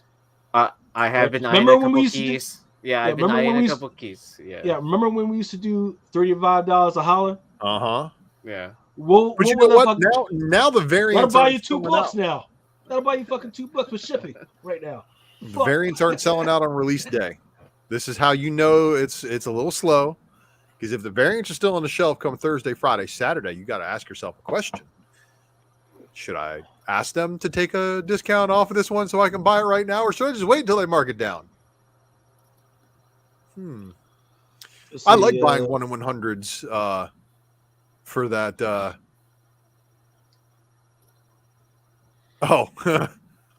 Yeah, Joe, they are sound actuated covers. You know, like how you get those cards that have like the Simply the Best Chevy song on the inside of it and shit? Yeah, well, yep. You open these motherfuckers and they're going to go, Brow! Is that really? Let me hold up. Let me pull up the shit. Yeah. Let me pull up. I think wasn't there a video somewhere where yeah, somebody shared a video of it. They're both going to be polybagged. And yeah, the artwork's basically on the polybag from what I hear. The Oni Press Rick and Morty hardcovers, they have sound bites in them as well. No shit. Yeah. Nice. Yeah. Look at me, Morty. I'm a comic. I don't remember what they say, but I do have like the first 3, and they all had like little sound clip bites in it. Sound effects gate. That sound goes. That's how it's spelled. Okay, media. Okay, here we go. Teaser trailer. So there's a trailer. Ooh, we're gonna play a trailer. A trailer. Play the trailer. You might want to turn up the volume on the trailer. Oh, you guys can't hear? No. Okay, so hold on. All right, let me get that. We can see. Let me have the. Only your headphones can hear, apparently.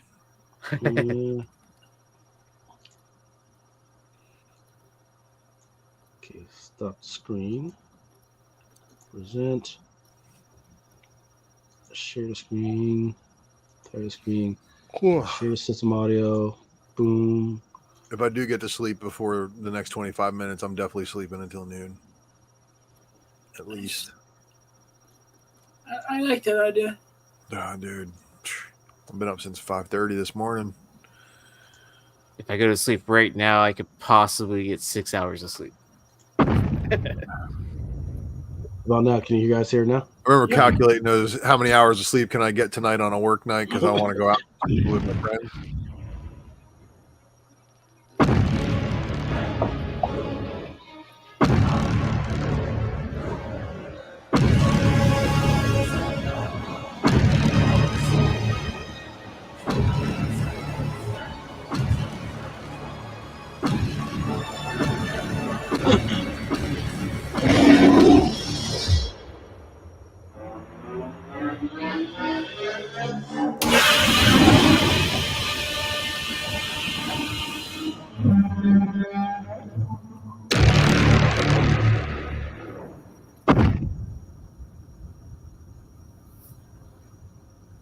The Jim Lee is the superior one just because it has the giant mech bat.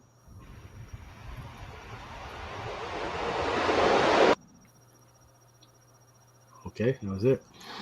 There's another video out there on the internet somewhere that you can actually see and hear the roar sounds. But apparently, yeah, somebody opened them up, showed them.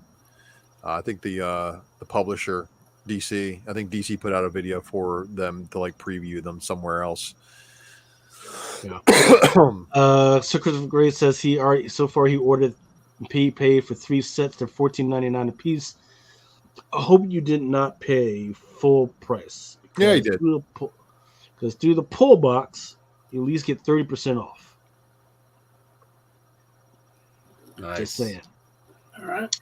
If you wanted the variant, which is probably $25, you're going to get 45% off. So, if you want to get. Seems like a good gamble. Right. All right, man. 25% off is better than nothing off for sure. So that's not bad. Testify. Let's see. I'm trying to see if I can find this. Justice League. No, that's just the trailer. Okay, so shit. Aaron, man, freaking, what did you think of Ahsoka, man? Oh, definitely enjoyed that episode. Seeing Thrawn, like compared to the trailer of what he looked like compared to what the final, I guess, what actually was released. Big difference, right? I would have thought they would have introduced him sooner, but I definitely did enjoy the build up to get to Thrawn.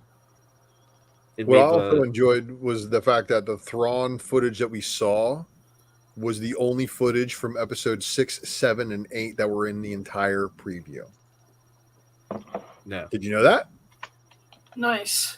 I was suspecting that. I just wasn't sure. Yeah. So in the last 3 episodes, the only footage that we saw was just the footage of Thrawn himself, like kind of like showing up and right. Everybody was looking for stuff in the trailer to try to see if there's any way we can deduce the story.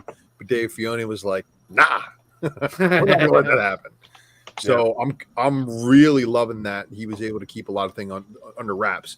And you guys know, in this day and age, anybody that can keep something under wraps on a Marvel or a Star Wars show, good. Yeah. Because our fan base is rabid, and we come up with a whole bunch of fucking fan fictions that aren't anywhere near what the actual plot of the show offers.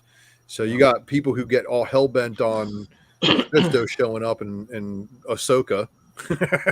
and crossing the streams a little bit, but and then when it doesn't happen, what the fuck you mean this didn't happen, man? And then they get all mad, and then they go to YouTube, and then they leave a bad Rotten Tomatoes, and they go all over the place saying how this show sucks just because it didn't give them their left field fucking fan theory. Yeah.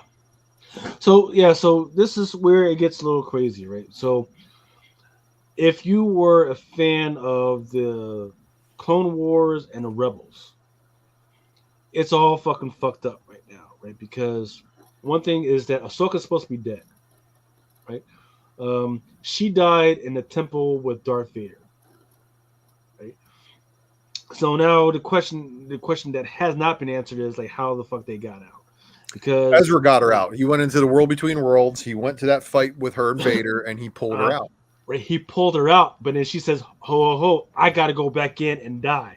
She goes back and she fucking dies. He's like, "Okay," and then he fucking walks away and goes back to his normal life. Yeah, I'm sorry, But she didn't die. She died. Well, are you talking about the one where they put the essence of the Force sister into her? That's where the Force brother killed her, but the Force sister resurrected her. And that's the reason why she has that owl following her around in the world between worlds. That was the. I think I'm not sure if that was the same episode or the episode before that, but yeah, that was episodes before that. That was like a few episodes before that, because that happens in that weird thing, and then episodes later when they find out about the portals and they can. So this, it's crazy because the big overarching freaking thing is there's the mother, there's a father, there's the son, the daughter. Right. Yeah. And now she's in the position of the daughter. Right. And they live in that world in between worlds, which is why they needed that hyperspace drive to get to where Thrawn is right now. And did you guys notice that Anakin was actually walking on the sky? Yes. Yeah. Yep. Cool. It's amazing. So it's amazing because it's bringing up the old stuff, and it's like, hey, there's this stuff that's happening, but we're not going to explain everything yet. Oh, hey, by the way, and because what kind of freaked me out was when Ahsoka she sees freaking Anakin and she like asks like, hey, what's going on? And it's like the first time they've ever seen each other. Like, no, bitch, you've seen this motherfucker before in Rebel. So what the fuck is going on? So, man, and then they go through the whole dream they shouldn't have did the whole dream sequence. They shouldn't have fucking did that. But like, oh, now she's young. They shouldn't have freaking did that. But man, I just love the fact that they freaking brought it up. The only thing that I need for them now is to bring up the Thor Yor, right? Thor Yor with that first actual beings that made the Jedi and taught them how to use the Force. And I just want to see Mara Jade. But what do I know? Well, who's that? Go ahead and explain who that is. Luke's redheaded bae, bro. That's that Luke. That's that Luke, redhead. Luke Skywalker red kryptonite. So it's interesting. So Luke gives her redheads. Yeah. So right now, here's where we're at. Whereas just a couple of months ago, we were like, Star Wars is dead. Star Wars is freaking dead right now. That's bullshit now, man. I don't know who was saying that. They obviously had to we were all saying it. We were videotape. We were like, Star Wars is dead. Star Wars is dead. We had lost all hope in Star Wars. After, what was the last one? We had Mandalorian, right? And we're like, oh man, Star Wars is dead. Now we're like, oh, this is actually pretty good, right? Wasn't it Andor? Was it Andor? So listen. Yeah. This is how I know the casual fans are the only ones who get pissed off at this stuff. Hardcore Star Wars fans know every fucking Ahsoka episode that you need to watch from Rebels, from Clone Wars. They will give you that primer and tell you to watch certain episodes before going into Ahsoka. And Ahsoka is 100% fan service for fans of Rebels and Clone Wars. If you're not a fan of either of those two, you didn't follow those two storylines closely, you're not going to see a lot of the Easter eggs that they're leaving for you. You're probably going to miss some key elements of this story. But this is like... Sounds like we need a Ultra Matrix on the freaking episodes to watch and the freaking books to buy. This is definitely for an advanced Star Wars fan. This is not, again, for your casual, I've seen fucking episodes 5, 6, and 7. It's made me turn me from a casual fan into a hardcore fan. And it will do that. I started watching Rebels and Clones. So did I, man. Like I skipped over the majority of that shit. Between my Clone Ahsoka Wars and Bad Clone Batch. Wars where they didn't talk and they were all short episodes, like 3-4 minutes long. Yes. Between Ahsoka and Bad Batch, I've become a hardcore Star Wars fan. I'm glad, right? Because those original cartoons were released during the prequels, right? And they were just like like shorts, like in between, I forget what the name of that whole block hours of whatever. It was on the animation. Toonami, Adult Swim, Yep. Toonami or something like Yeah. that. Yeah. Yep. But it was released during the prequels, and you could only And really then watch they Cartoon put out a Network. collected edition where you can get the Clone Wars on that one disc. Yep. It's one of my best-selling DVDs. Yeah. Yeah. So man, freaking it looks really good. Freaking, I didn't necessarily like the whole body look of Thrawn, right? Because it's a little. But hey, you've been stuck out in fucking Dimension X. Yeah, you're going to get a little fatter, and you're going to look a little less like a Jedi. Was also the voice actor.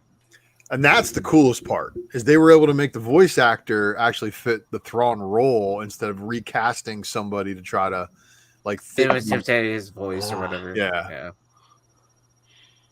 Shit, if that was me, I would have fucking got in shape, man. I'm like, oh man, you're gonna shoot me up from here, right? No, we're gonna shoot the whole fucking thing.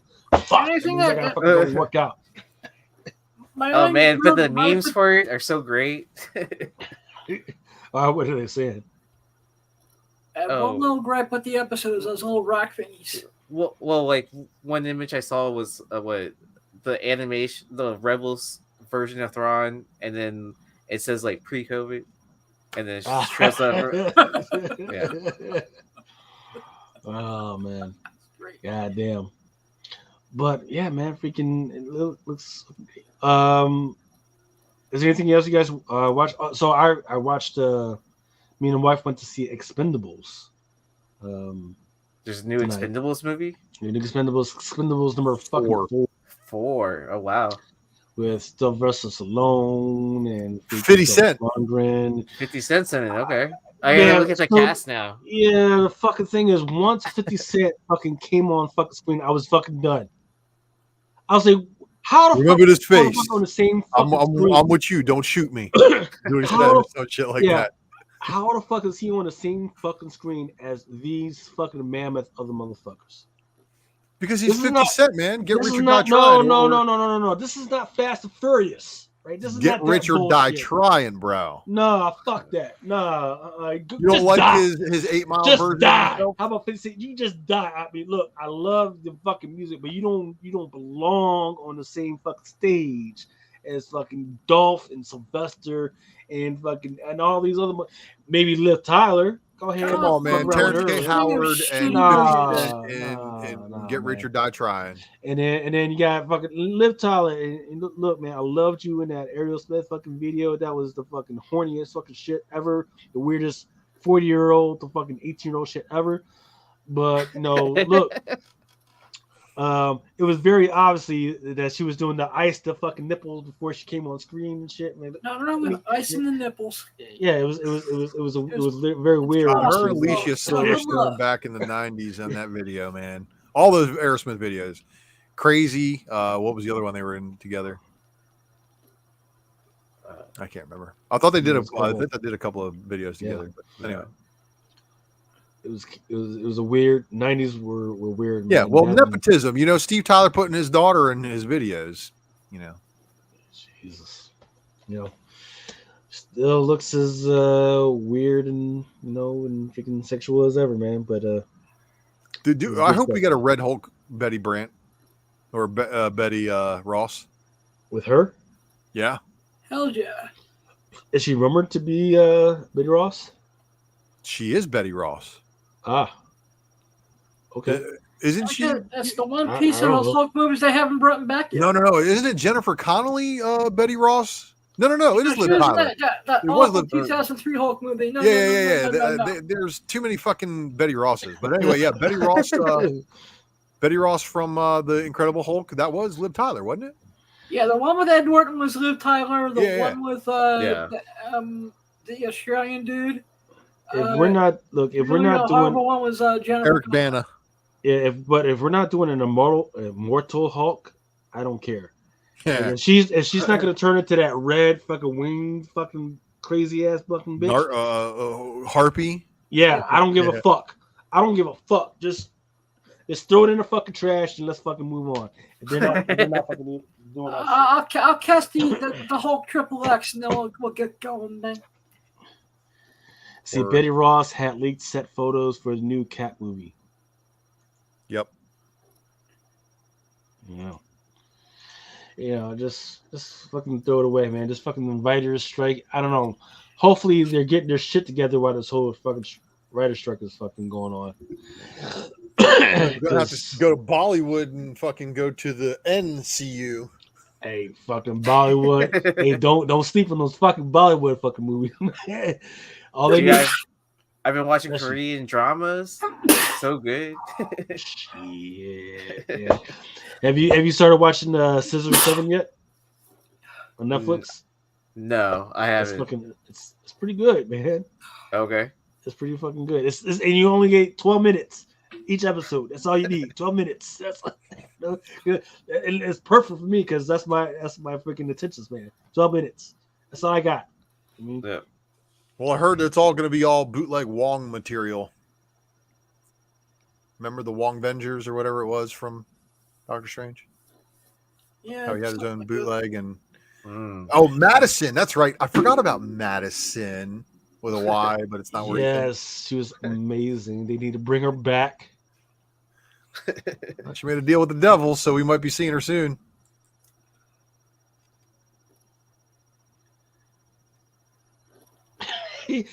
Gives you the people's brow. Like, I don't know what the fuck you talking about. Yeah, man. Freaking, we talked about the fucking prices of the Star Wars books that were associated with the first appearance of Ezra Bridger and freaking Kanan. Spider-Man annual still down at the freaking bottom, but still coming in. Predator versus Wolverine. I don't know if you guys have freaking read that yet. It's not a read. It's just a look. Hey, I want to see somebody get fucking stabbed in the fucking neck today. That's what Predator and Wolverine is. And then we went through that. Wonder Woman, that was still freaking doing freaking pretty good. Even my wife, she just took a look at the cover. She's like, I want one. I was like, bitch, I freaking already sold out. I don't know what you want me to do. I can't even freaking buy anymore. Bounty Hunters.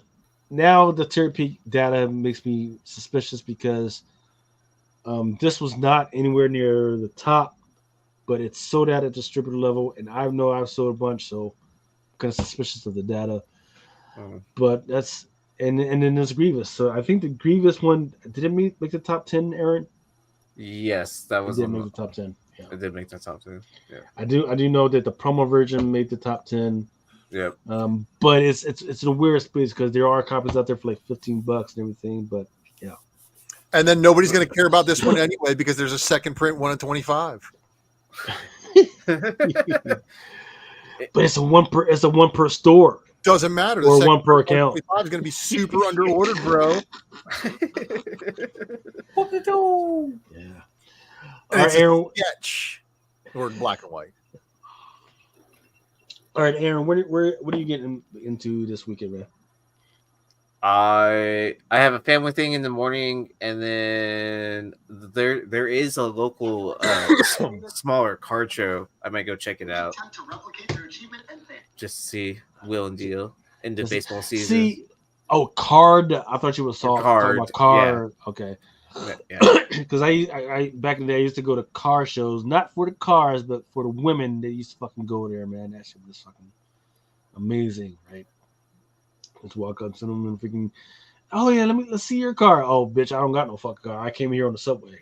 What the fuck? I just came to see you. What about you, Ultra? At the time, it works every time. Like if I had a car, I'll be driving around getting other fucking bitches. Not fucking here to see you. No, that was pretty Fast and Furious, man. For everybody thought they were a fucking street racer. How about you, Ultra? What are you getting into this weekend? Sleep, hopefully, man. I'm fucking beat. Oh. No sleep till Brooklyn. No. Sleep. Sleep because I have to transport a whole bunch of fucking drunk people again in about 24. Well, in about 16 hours, I'll be starting to transport people to and from their destination of the evening. I'm going to go hang out with some friends at my weekly car meet, and then I'll be hitting the road back again. And then I'll be coming home and going to sleep for maybe 4 or 5 hours, and then going to the bike park and getting sweaty on a Sunday morning with the intent of staying healthy. By the way, I'm 195 pounds now. What? Congratulations. How much are you biking this? Considering I was 250 almost a year ago, and then I got injured, so I lost like 15 pounds, and then I got injured and I gained most of it back. But yeah, I was hovering around that 235 mark for a long, long time. 195. Oh, Congratulations, congratulations, man. my friend. That's Yeah, awesome. I'm getting there, and also strength is getting much, much better. But still, I have a ruptured disc and multiple herniations in my spine. I don't have a good time every day. Okay. And I still try to get out there and ride a bike just for the hell of it. Yeah. I am 6'3", though. I am not fat as hell. I'm just huge. Yeah, your 235 pounds is a lot different than my 235, man. Freaking tell you that. How about you, Blind Adam? What are you getting into this weekend, man? Let's see, I'm doing a whatnot tomorrow at 6. Yeah. And then Nice. I'll be at a one-day convention on Sunday. Won't be set up.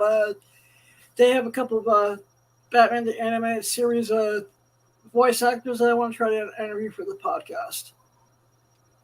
Nice. Okay. They also got the all right. daughter from National Lampoon, the Christmas movie, and I get even one question with her, I'd be a happy motherfucker. Which daughter? Because there's been like 5 of them, right? There's been a different daughter for almost every National Lampoon movie. It's the one from the Christmas movie. Is there a different son too? Oh, so it's what's her name? Arquette. Yeah. Yeah. Okay. So which Arquette is it? I don't fucking know. But I remember off the top of my head, I would have to look at the guest list. But it is one of the Arquettes. I do. When are you going to start doing interviews for your co-host, man? Sometime in the next couple weeks. Just waiting for some of the family stuff to, settle down, and I'm still in paperwork limbo for my new apartment. So. Okay. Yeah. Well, and you got a Exotica. Is it November or December? It's November for the 5th. I cannot wait. Okay. I got some things planned. I'm not allowed to talk about that. I'm legally not allowed to talk about that yet. All right, man. Freaking secret of Adam, everybody. All right.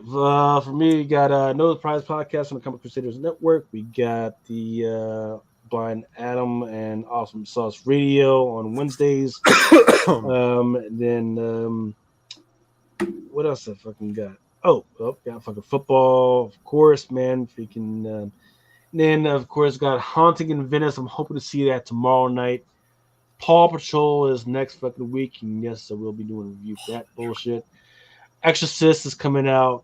What else is fucking coming out? Some horror. I forget the other fucking horror shit that's fucking coming out. But yeah, I'm definitely going to be fucking watching all that. You review Paw Patrol, you're banned from Awesome Sauce Radio. I have to draw this line somewhere. For Paw Patrol? Yep. For Paw Patrol. For Paw Patrol. Wait. You were all over that Powerpuff bullshit, but you're banning Paw Patrol? Paw Patrol is... It figures, man. With all those titty books that went to Paw Adam titty Patrol book, is... it makes sense, man. Paw Patrol confuses the shit out of me when I watch it with my nieces. All these little dogs thinking they're cops. It frightens me. Joe 4771 says, yeah, we need more ass pinking. Ultra says 60 a big guy. Okay, so okay, so I have love for my fellow comic people to actually read. Sir Christopher the Great says he has sickle cell. So he's definitely got the freaking joint pain. And Furries Unite. You know what, man? Freaking, I was just at BaltimoreCon a couple weeks ago, and there were quite a bunch of fucking furries, man. There's definitely a lot more furries than freaking actual fucking superhero. But they're taking over the conventions now. They definitely are, man. Freaking, they give them a face of freaking night. Furries. The fuck are birdies? Furries. Oh, furries? They're people. Yeah. They're the people that have people. Furries He knows are who they awesome. are. Yeah, he's okay. He's okay with a girl that doesn't take her mask off. Furries are amazing, man. All right, and with that, we are good to go. Thank you for everybody that freaking hung out and freaking listened to us until 4 o'clock in the morning on a freaking Saturday morning. Thank you for Ultra and Aaron that freaking stopped by after freaking work. And look, Aaron's about freaking doze off the fucking sleep. So it's definitely time for us to freaking go. Yep. Love y'all, and freaking we will try and see y'all next week. Out.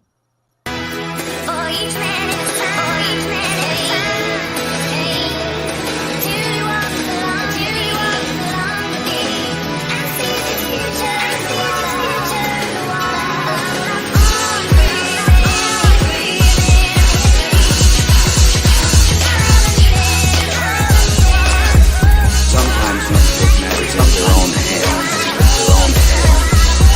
You want answers? I think I will tell you. I want the truth. You can't handle the truth. As you guys know, it is Drunken